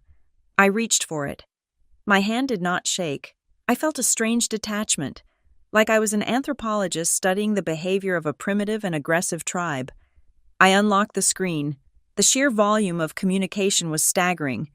There were 14 missed calls from my mother, 6 from my father, and a barrage of text messages that had accumulated like digital silt. I opened the thread with Brielle first. From Brielle. Sent 8:42 a.m. Thanks for ruining last night. Seriously. I had to spend 2 hours calming Mom down in the bathroom. Dad says you will fix this once you calm down and stop being dramatic. I already told my landlord I'm getting the studio, so do not make this harder than it has to be. Just sign the stupid papers so I can get my keys. I stared at the words. There was no question about my well-being. No apology for watching our father burn my property. There was only annoyance that I had disrupted her schedule. To Brielle, my rebellion was not a moral stand. It was a logistical inconvenience, like a traffic jam or a slow waiter. She lived in a world so thoroughly cushioned by our parents that she genuinely believed my refusal was a temporary glitch, a software error that would be patched out by morning. I swiped away from her message and opened my email. There was a message from Richard, sent at 3 a.m. The subject line was simply, "Reality check. Savannah." I am writing this because I am too angry to speak to you on the phone. Your behavior tonight was appalling. You humiliated us in front of the entire town. But more importantly, you showed a complete lack of understanding regarding how this family operates. I have been up all night tallying the costs we have incurred for you over the last 2 decades. The private tutors, the orthodontics, the laptop for college, the car insurance we covered until you were 22. We have invested hundreds of thousands of dollars into your success. We did that because we thought we were raising a team player. You are acting selfish, cold, and frankly, unhinged. I know this is not you. This is the influence of that lawyer your grandfather used. Corinne Vega is poisoning you against your own blood. She wants to bill the estate for fees, and she is using you to do it. Come to the house on Sunday. We will have the notary there. You will sign the transfer. We will forget this tantrum ever happened, and we will move forward. If you do not, you are choosing money over your parents. Think about that. Dad. I read the email with a dry, humorless smile. He was treating me like a bad investment. He was tallying up the cost of raising a child, food, shelter, healthcare, and presenting it as a loan that was now due. He called me selfish for wanting to keep what was mine, while demanding I give everything to the sister who had never worked a day in her life. The projection was so strong it was almost impressive. Before I could process the email further, the phone rang in my hand. It was Lorna. I hesitated. My thumb hovered over the decline button. But then I realized that avoiding them would look like fear. I was not afraid. I was informed. I slid the bar to answer and put the phone to my ear. I did not say hello. Savannah. Lorna's voice was wet and thick. She was crying, or at least, she was performing the act of crying. Oh, thank God. I have been terrified. I didn't know where you went. Why didn't you come home? I am safe, I said. My voice sounded deeper than usual. I am staying with Aunt June.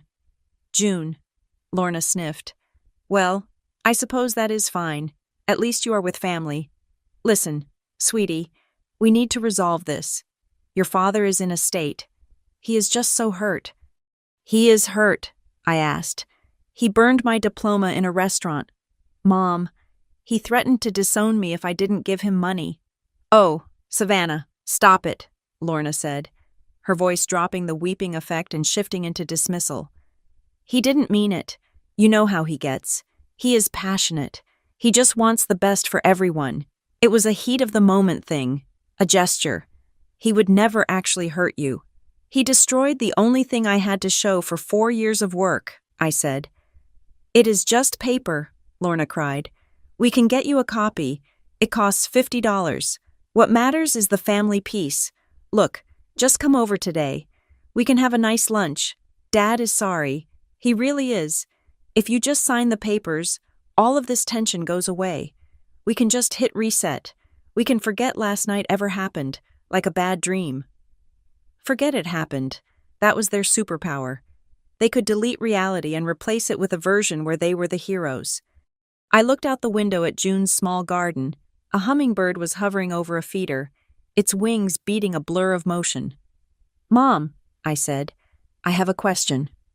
What is it? Honey? She asked, hearing the calmness in my voice and mistaking it for capitulation. If I had signed those papers last night, I asked slowly, would you have stopped him from burning my diploma? There was silence on the other end of the line. It was a heavy, suffocating silence. I could hear her breathing. I could hear the clock ticking in June's kitchen. If she said yes, she was admitting she had the power to stop him, but chose not to use it until she got paid. If she said no, she was admitting that his rage was uncontrollable and she was complicit in his abuse. There was no good answer, so she gave me the only answer she had: silence. That is what I thought, I said. Savannah, wait. I hung up. I did not slam the phone down. I just tapped the red button. I sat there for a moment, letting the realization settle in. My mother did not love me enough to protect me. She only loved me enough to manage me. She was not a victim of my father's temper. She was his PR manager. I stood up and walked to the small dining table where I had set up my laptop. I opened the lid. The screen glowed to life. I opened a new email to Corinne Vega. My fingers flew across the keys, typing with a speed fueled by adrenaline. Subject: incident report. Graduation dinner. Dear Corinne, you were right. They did not wait until next week. Last night at the Gilded Oak. My father presented me with a transfer agreement drafted by a different law firm. It was an attempt to bypass the trust entirely. When I refused to sign, the situation escalated immediately. My father became verbally abusive. He claimed I was ungrateful and unworthy. Then, in front of the entire restaurant, he took my university diploma and set it on fire with a lighter. He stated, "If you do not respect this family, you do not deserve anything this family paid for." I walked out. I did not sign anything. I am currently safe at my aunt's house. Savannah. I hit send. I went to the kitchen to pour myself a cup of coffee. My hands were steady as I lifted the pot. Before I could even add the milk, my laptop pinged. Corinne was awake. From Corinne Vega. Subject: RE. Incident report. Graduation dinner, Savannah. I am sorry you had to go through that. But professionally speaking, you did exactly what you needed to do. You held the line. We will be using the events of last night as primary evidence regarding the no coercion clause. I have already sent a subpoena to the Gilded Oak, requesting the security footage from their dining room cameras for the time window of your dinner. Given that it is a high-end establishment, their coverage will be high definition. Do not engage with them further. Do not reply to their emails. Do not answer their calls. Silence is your best strategy now. We meet on Monday to drop the hammer. Stay safe. Corinne. I felt a wave of relief so strong it almost made my knees buckle. The security footage. Of course, Grandfather Edward's lawyer was 5 steps ahead. My father thought he had performed a power play in private, but he had actually performed a felony on tape. Coffee. I turned around. Aunt June was standing in the doorway of the kitchen. She was wearing a worn floral robe and holding a plate of warm blueberry muffins. Her gray hair was messy, and her face was lined with sleep. But her eyes were kind. She did not look like Richard. She did not look like Lorna. She looked like the sister Edward had always spoken fondly of. "Thank you," I said, taking the mug she offered. We sat at the small kitchen table. June did not ask me why I was there. She did not ask what had happened. She just pushed the plate of muffins toward me. "Eat," she commanded gently. "You look like you haven't eaten a real meal in a week." I took a bite. It tasted like butter and comfort. "I am sorry to intrude like this," I said. "I didn't know where else to go." June smiled, sipping her tea. "You are not intruding, Savannah. You are landing." She looked at me over the rim of her cup. "Your grandfather called me, about a month before he passed." I stopped chewing. "He did. He told me that things might get ugly," June said.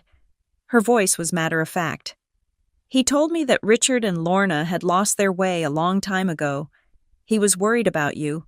He said, 'June, someday that girl is going to need a place to land on her feet where nobody is asking her for a check.' I promised him I would keep the kettle warm." Tears pricked my eyes. Real tears this time. Not the tears of frustration or anger, but the tears of being seen. Even from the grave, Edward was taking care of me. He had set up the legal protection with Corinne, and he had set up the emotional sanctuary with June. "He knew," I whispered. "He knew," June agreed. "He knew you were the strong one, but even the strong ones need a pit stop." She reached out and patted my hand. "You stay here as long as you need. I unplug the landline so they cannot call here, and if Richard comes to the door, I have a cast iron skillet and very little patience for his nonsense." I laughed. It was a rusty, shaky sound, but it was a laugh.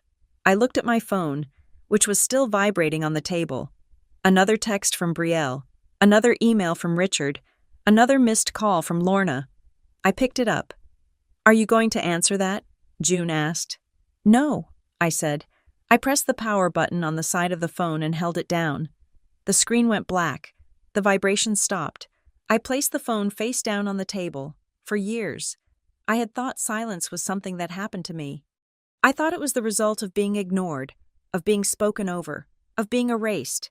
But as I sat there in June's sunlit kitchen, with the taste of blueberries in my mouth and the knowledge that a subpoena was currently making its way to the Gilded Oak, I realized I had been wrong. Silence was not passive. Silence was a weapon. Silence was the wall they were going to crash against. I am done listening to them, I said to June. Now, they are going to have to listen to me. And the only thing I was going to say was checkmate. The key to the entire lock was not in the thick legal binder I had seen in Corinne's office. It was smaller than a pack of gum. It was a silver, metallic USB drive that I was currently holding in the palm of my hand, sitting at Aunt June's kitchen table. The metal was cool against my skin, but the memory attached to it burned with a warmth that defied the years. To understand why I walked out of the Gilded Oak with such absolute certainty, you have to go back to the source. You have to go back to a Tuesday afternoon in late October. 4 years ago. It was the last time I saw Grandfather Edward outside of a hospital room. He had called me to the lake house, not the main house where the family gathered for holidays, but the small, weathered cabin down by the water, where he did his real thinking. I remember the light that day. It was that specific, heavy gold of late autumn, where the sun sits low and paints everything in shades of amber and rust. The lake was perfectly still, looking less like water and more like a sheet of dark glass. Edward was sitting in his favorite Adirondack chair, wrapped in a thick wool blanket. An oxygen tank sat beside him, hissing rhythmically, a mechanical metronome counting down the time he had left. Corinne Vega was there too, sitting on a folding chair, a legal pad balanced on her knee. She looked out of place in her sharp business suit against the backdrop of falling leaves, but her presence told me this was not a casual visit. "Sit down, kiddo," Edward said. His voice was thin, like paper tearing, but his eyes were bright. They were the only part of him that had not aged. I sat on the wooden bench facing him. "You look good, Grandpa." I lied.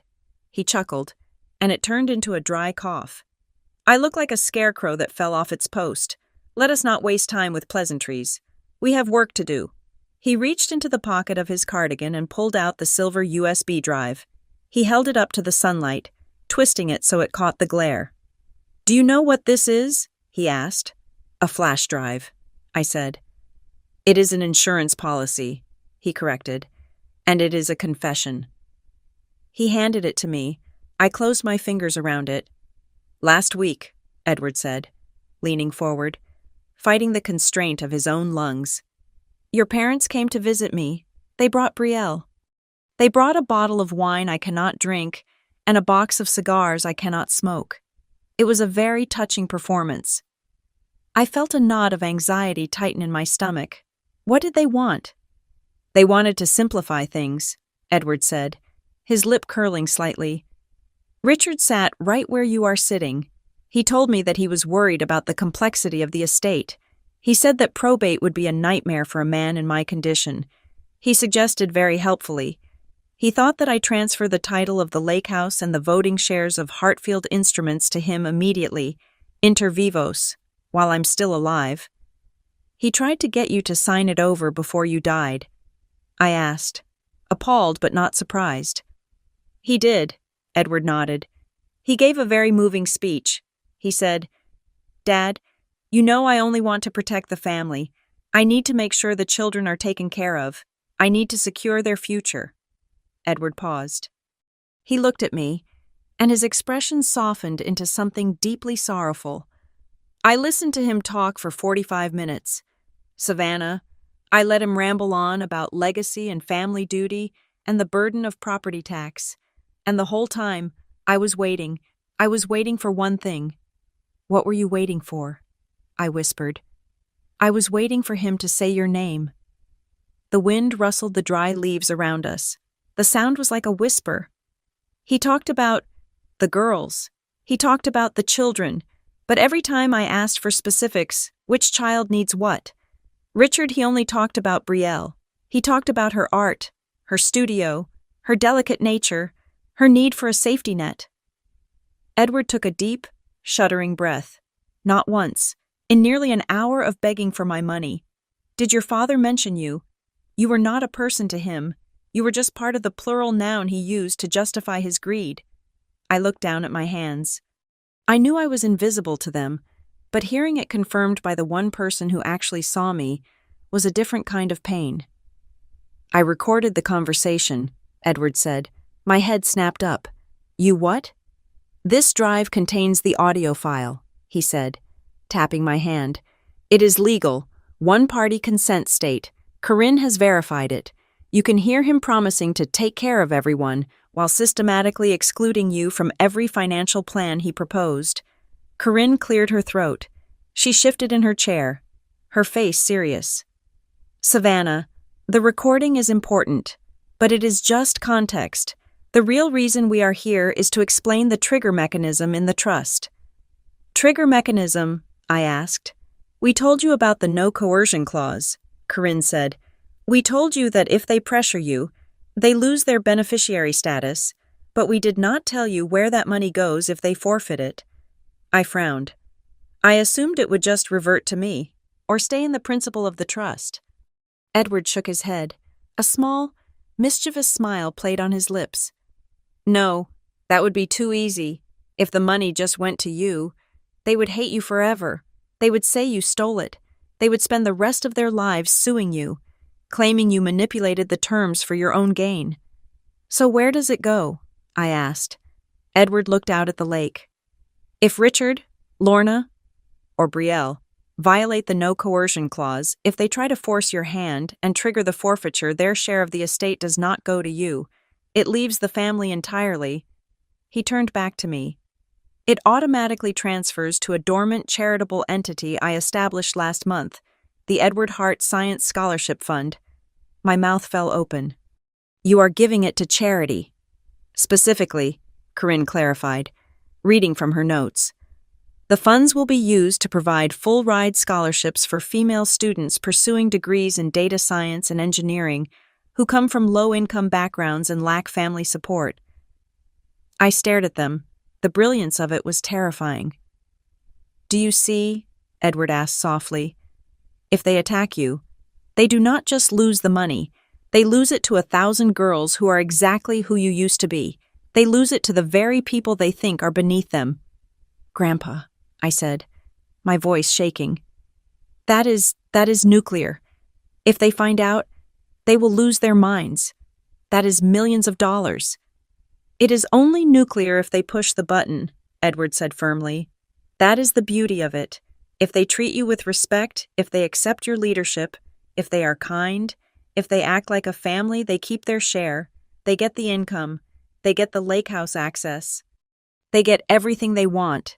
He leaned forward, gripping the arm of his chair with a hand that was mostly bone and translucent skin. It is not cruel. Savannah, it is a mirror. They decide what they lose by how they treat you. If they are greedy, they lose everything. If they are kind, they keep it. I am simply letting their own character determine their financial future. But why? I asked, tears stinging my eyes. Why go to all this trouble? Why not just leave it to me and be done with it? Because, Edward said, his voice thick with emotion, I needed to make sure that when they choose money over you, and they will, Savannah, I am sorry, but they will, I want that money to go to someone who would have been you if they had raised you right. He reached out and took my hand. His grip was weak, but the heat of his skin was real. I cannot buy you a new childhood, he whispered. I cannot buy you parents who appreciate you. But I can make sure that their greed fuels the future of someone else who is sitting in a garage somewhere, soldering a circuit board, waiting for someone to notice them. I let the tears fall then. I cried for the little girl who stood alone at the science fair. I cried for the teenager who paid for her own textbooks. And I cried for this old man, who loved me enough to turn his entire legacy into a shield to protect me. You have to promise me 2 things, Edward said, waiting for me to compose myself. Anything, I choked out. First, he said, you cannot tell them, not a word, not a hint. If they know about the scholarship trigger, They will behave perfectly just to get the money, and then they will make your life miserable the second the checks clear. They have to reveal their true nature while they think they still have a chance to win. I promise, I said. I will not say a word. Second, he said. When it happens, when they corner you, when they scream, when they threaten you, do not explain. You do not justify. You do not argue. You just let the truth speak. You walk away and you let Corinne handle the paperwork. I promise, I repeated. Good, Edward said. He settled back into his chair, looking exhausted but lighter, as if a great weight had been lifted from his chest. They think they are playing chess with me, he murmured, closing his eyes against the sinking sun. They think I am just a pawn they can knock over once I'm in the grave. They forgot that I taught you how to see the whole board. They forgot that the most dangerous piece in the game is the one they never bother to guard. He opened his eyes one last time and looked at me. You are the queen on this board. Savannah. Never let them treat you like a pawn. That was the last real conversation we had. A week later, he went into the hospital. 2 weeks after that, he was gone. Now, sitting in Aunt June's kitchen, I plugged the silver USB drive into my laptop. The computer chimed as it recognized the device. I opened the folder. There were 3 files. 1. Trust Amendment Final, PDF. 2. Scholarship Bylaws, PDF. 3. Richard Visit Audio, MP3. I put my headphones on. I hesitated for a second, my finger hovering over the play button on the audio file. I did not need to hear it to know it was true. I had lived the truth of their neglect my whole life, but I clicked play anyway. There was a hiss of static, and then the sound of chairs scraping against a wooden floor. Dad, you are looking tired. Richard's voice came through the headphones, smooth and fake. We just want to help lift the burden. We are so worried about the estate, Lorna's voice added. We just want to make sure the girls are safe. Which girls?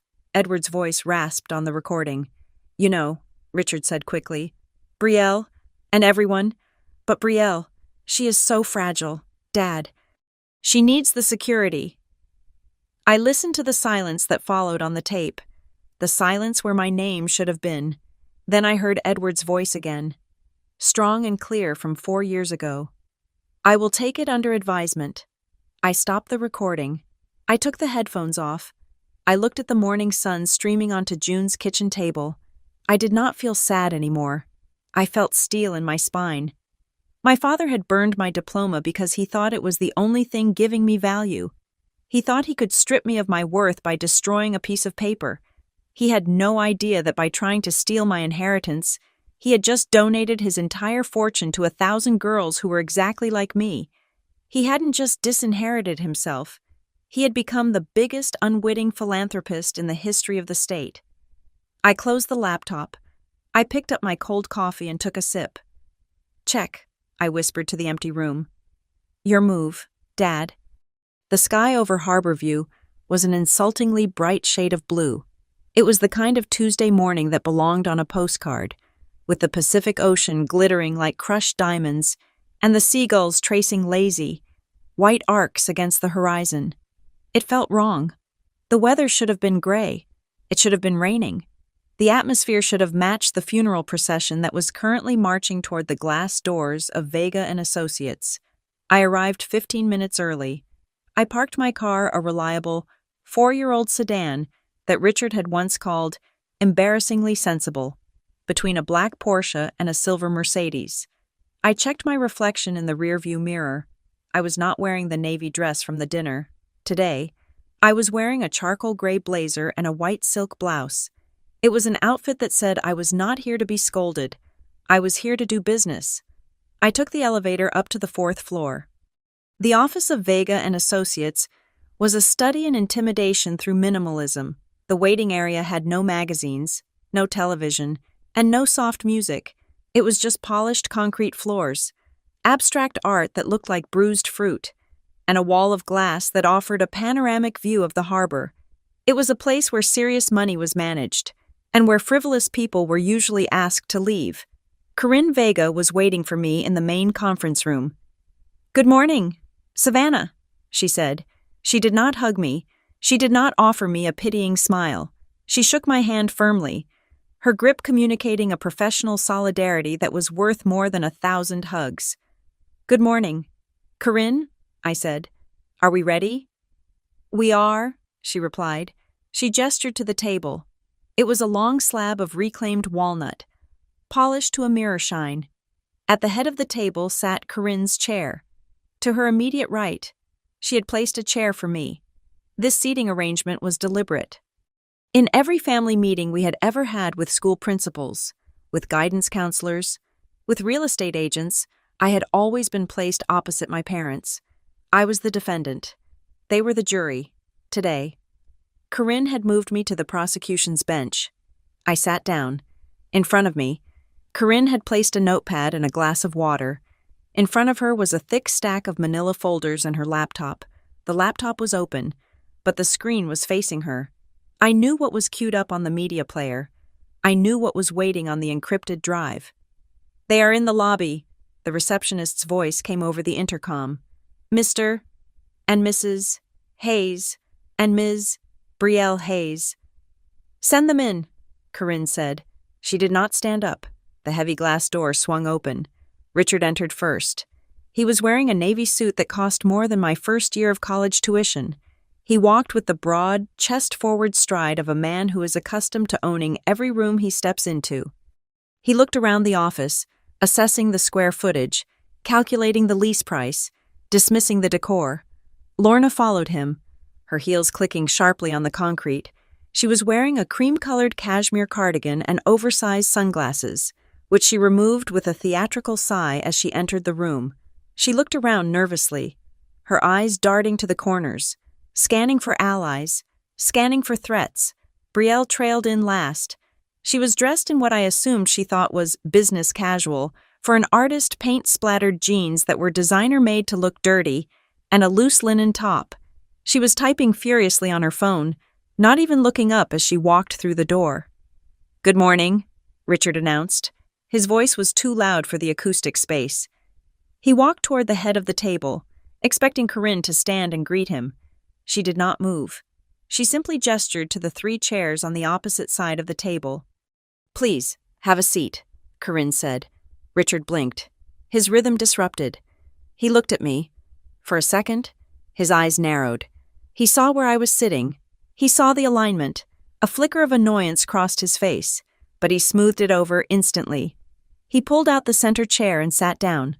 Lorna took the seat to his left. Brielle fell into the chair on his right. Finally looking up from her screen. "Can we make this quick?" Brielle asked, blowing a strand of hair out of her eyes.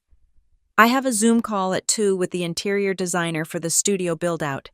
We need to finalize the lighting fixtures for the loft. And if I miss the window, the shipping from Italy gets delayed by 6 weeks." She said this with total confidence. She was speaking about a property she did not own, paid for with money she had not received, based on a legal assumption that was about to evaporate. "We will take as much time as is necessary," Corinne said. Her voice was cool, like the surface of the table. Richard cleared his throat. He placed his hands on the table, clasping them together.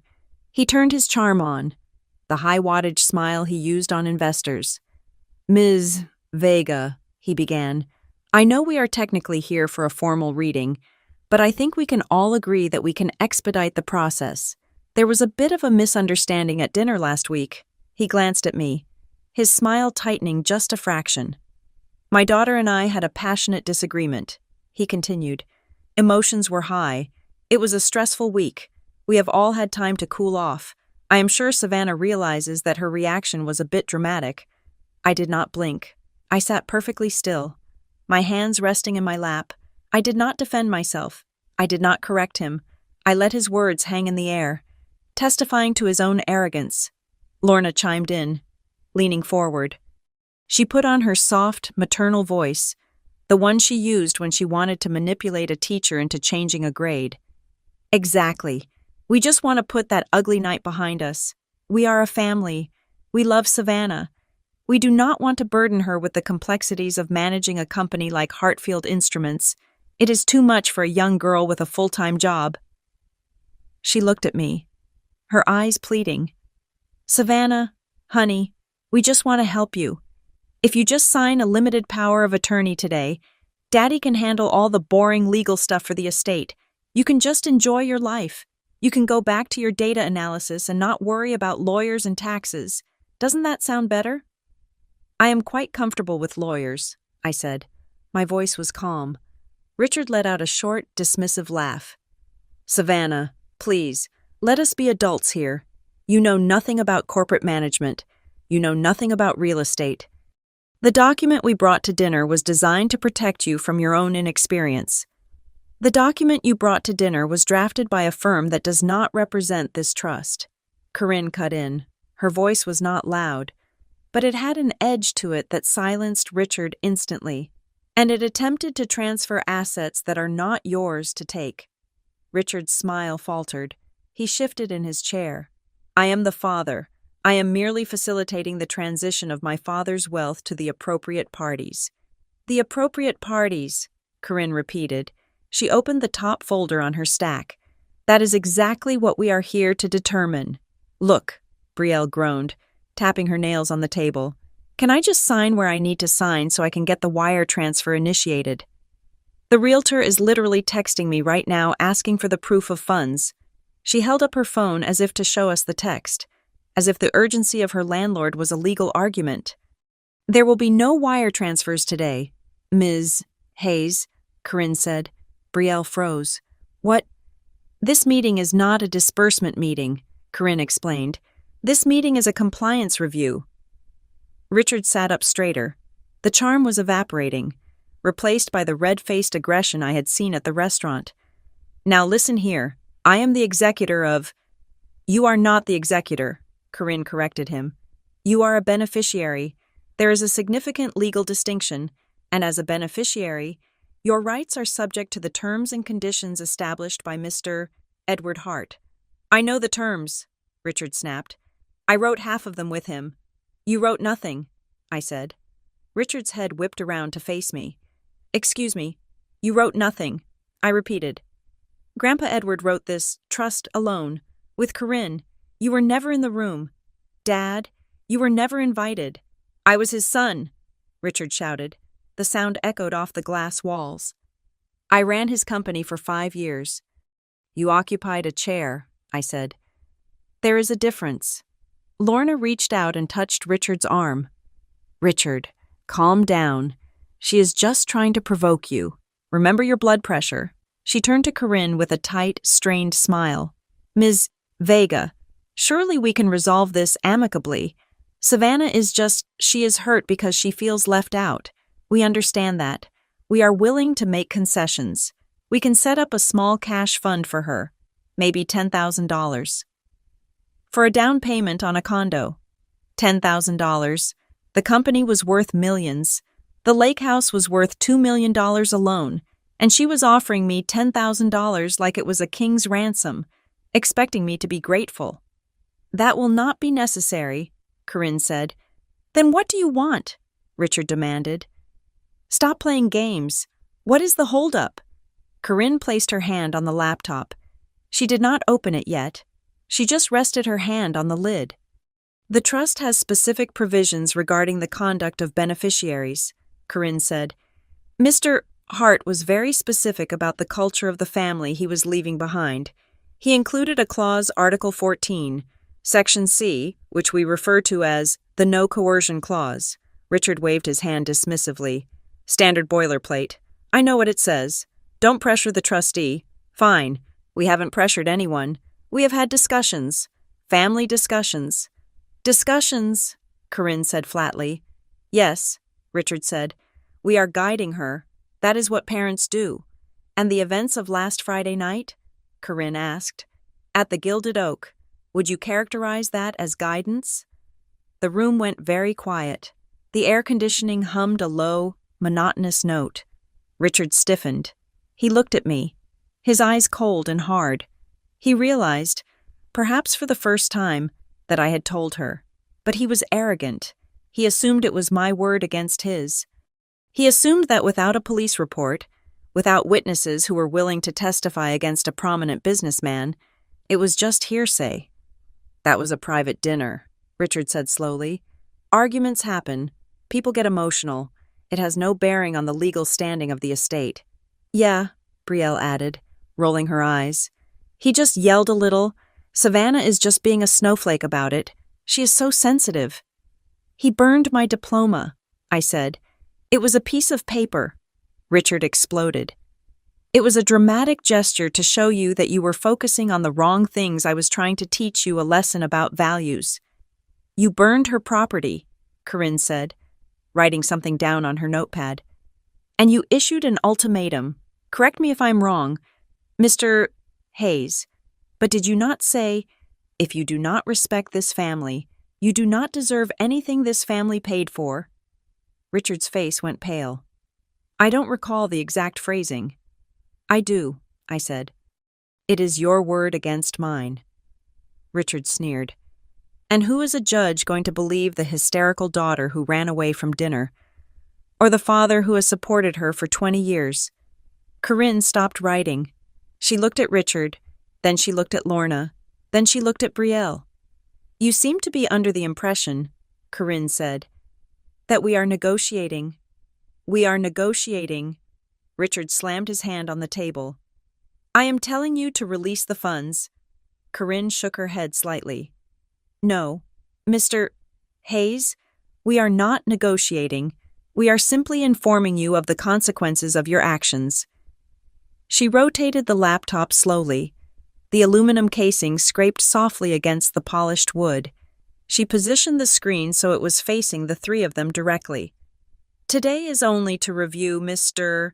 Edward Hart's instructions in full, Corinne said, and to review the evidence that proves those instructions have been violated. She did not press play yet. She let the black screen sit there, a dark mirror reflecting their confused, angry faces. I watched them. Lorna was twisting a ring on her finger, her eyes darting between the laptop and my face.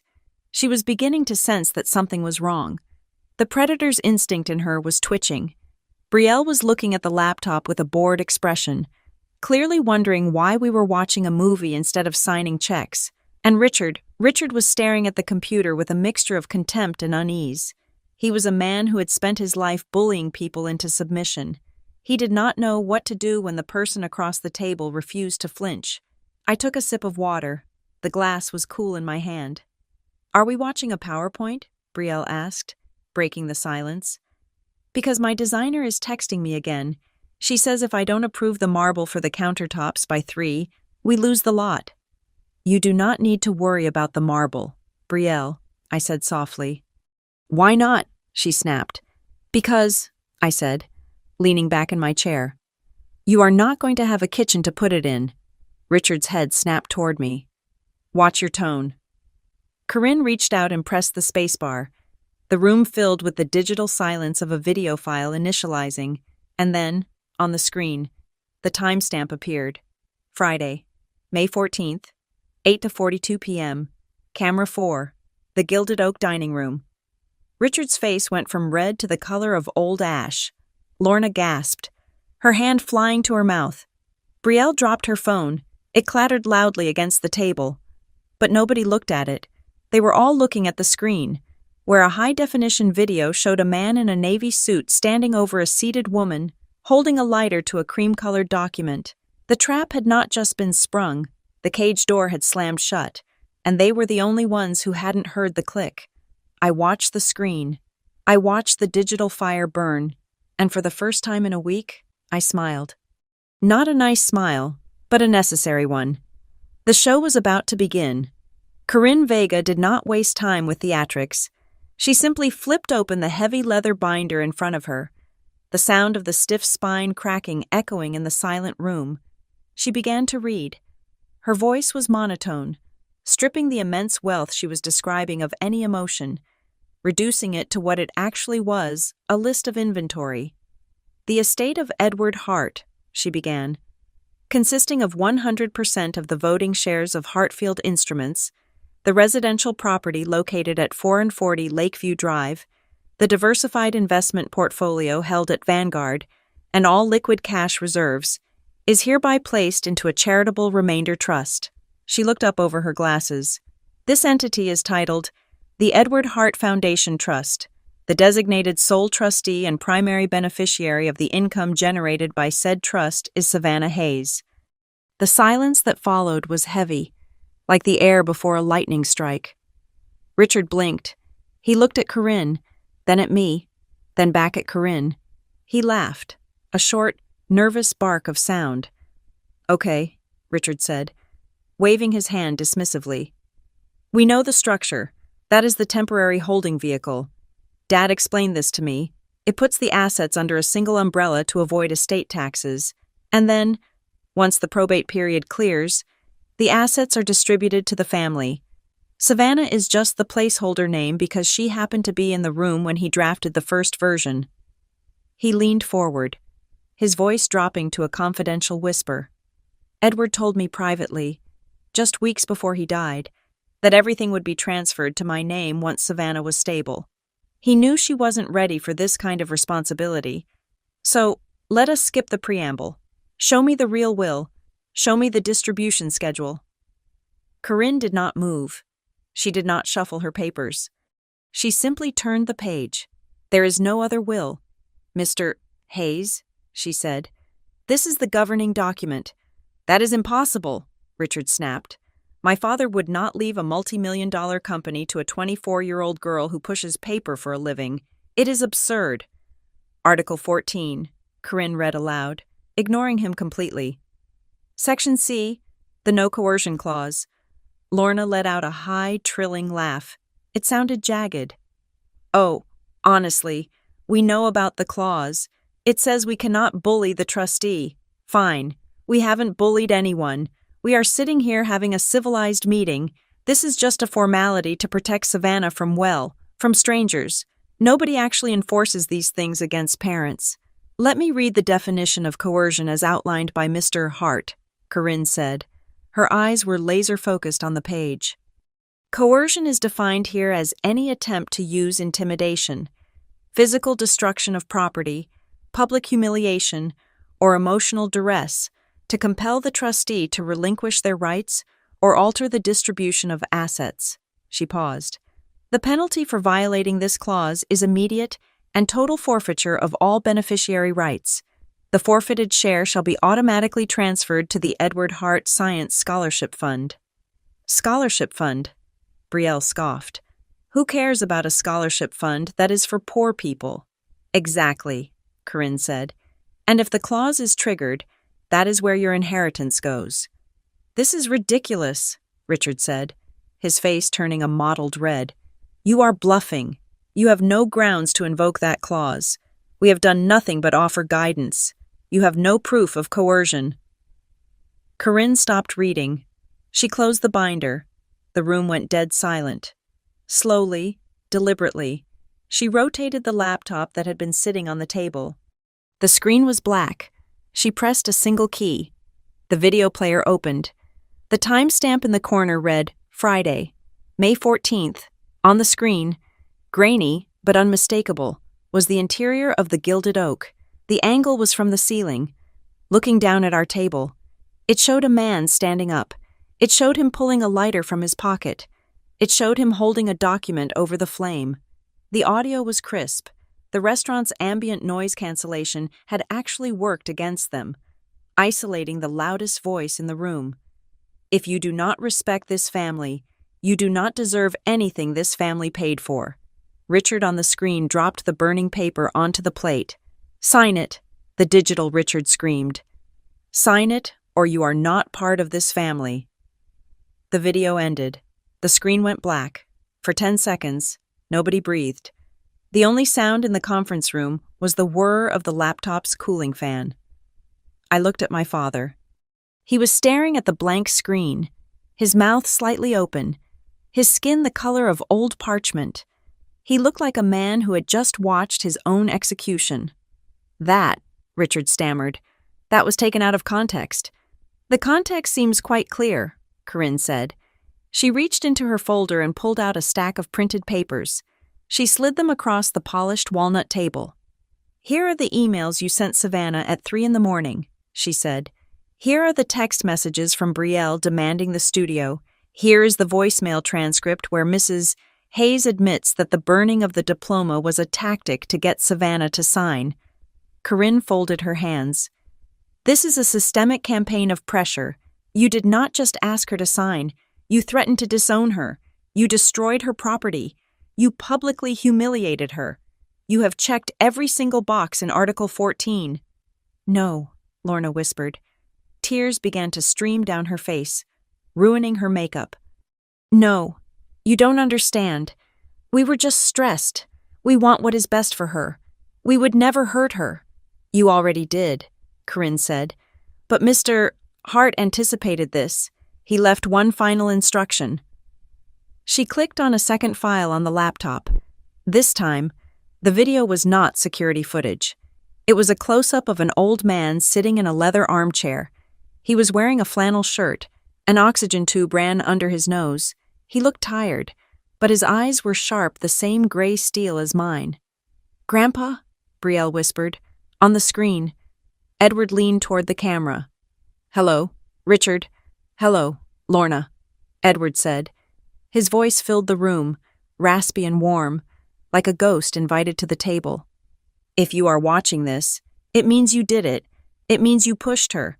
It means you chose the money over Savannah, just like I was afraid you would." Richard flinched as if he had been slapped. "I knew you would try to take it from her." Edward continued. "You think leadership is about control. You think wealth is about status. That is why I could not leave the company to you. You would have gutted it for parts to buy shiny things." Edward paused to cough, and the sound was painful to hear. I felt a lump rise in my throat. "I chose Savannah," he said, looking straight into the lens, "because she knows what it feels like to be left out. She knows what it is like to sit at a table and be ignored, because she knows that pain. She won't inflict it lightly on anyone else. She has a conscience. You have an appetite." He leaned back. "If you are seeing this, you have tried to bully her, and because of that, you have proven that you do not deserve the legacy I built. So, I am taking it away. Not to give to Savannah, she doesn't need my money to be great, but to give to people who actually need a chance." The video, Edward smiled. It was a sad, knowing smile. "You thought you were playing chess with me. You forgot I taught her how to see the whole board. Goodbye, son." The video cut to black. The silence that followed was not empty. It was filled with the sound of a world shattering. "No," Brielle shrieked. It was a raw, ugly sound. She stood up, knocking her chair over. "You can't do this. My studio. I promised them the money. I already hired the contractors." She burst into tears, burying her face in her hands. She wasn't crying for her grandfather. She wasn't crying for the rift in the family. She was crying because the check had bounced. Richard slammed his fist onto the table. "This is fraud," he roared, pointing a shaking finger at Corinne. "You manipulated a dying man. You poisoned him against his own family. I will have you disbarred. I will sue this firm into the ground." Lorna reached across the table. Grabbing for my hand, I pulled it back. "Savannah, please," she begged, her eyes wide and desperate. "You can fix this. You are the trustee. You can override the clause. Just tell them it was a mistake. Tell them we didn't mean it. We are your family. We only want the best for both of you." I looked at them. I looked at the father who burned my name. I looked at the mother who enabled him. I looked at the sister who only saw me as an ATM. I stood up. The motion was simple, but it commanded the room. I placed my hand gently on the leather binder that held the trust. "You burned my diploma," I said. My voice was quiet, steady, and cold. "You burned it to prove you could still control me. You burned it to show me that my achievements meant nothing compared to your authority." I looked Richard in the eye. He was breathing hard, sweat beading on his forehead. "All you proved," I said, "is that Grandpa was right not to trust you with anything that cannot grow back." "Savannah, I am warning you," Richard snarled. No, I cut him off. I am warning you. I am the sole trustee of Hartfield Instruments. I am going to manage that company according to Edward's values. I am going to fund that scholarship. Every single dollar that was supposed to go to your lake house parties and your gallery openings is now going to pay for the education of girls who actually study. I will sue you, Richard screamed. I will tie this up in court for 10 years. Corinne spoke up, her voice dry as dust. You are welcome to try, Mr. Hayes, but I would not recommend putting that video of you holding a lighter in front of a jury. They tend to frown upon parents who blackmail their children. Richard froze. He knew she was right. The video was a death sentence for his reputation. If that footage leaked, he would be a pariah at his country club, in his business circles, everywhere. He slumped back in his chair. Defeated, the fight drained out of him, leaving only a bitter, hollow old man. I picked up my purse. I checked my reflection in the glass wall one last time. I didn't look like the invisible girl anymore. I looked like a CEO. This isn't me taking something from you, I said to the three people sitting in the ruins of their own greed. I turned toward the door. This is you handing it away. I walked out of the conference room. I walked through the minimalist lobby. I stepped into the elevator and watched the doors slide shut, cutting off the view of my family arguing with the lawyer. When I stepped out of the building, the wind hit me. It was a strong, salty breeze coming off the harbor. The sky was still that insulting, beautiful blue. I took a deep breath. It tasted of salt and freedom. I didn't know exactly what the next chapter looked like. I had a company to run. I had a scholarship to build. I had a lot of work to do. But for the first time in my life, the silence around me wasn't empty. It was peaceful. I walked toward my car, ready to start. Thank you so much for listening to my story. I would love to know where you are tuning in from today. Are you listening on your commute, at the gym, or maybe relaxing at home? Please let me know in the comments below so we can connect. If you enjoyed seeing justice served, please make sure to subscribe to the Maya Revenge Stories channel, like this video, and hit that hype button so we can share this story with even more people. See you in the next one.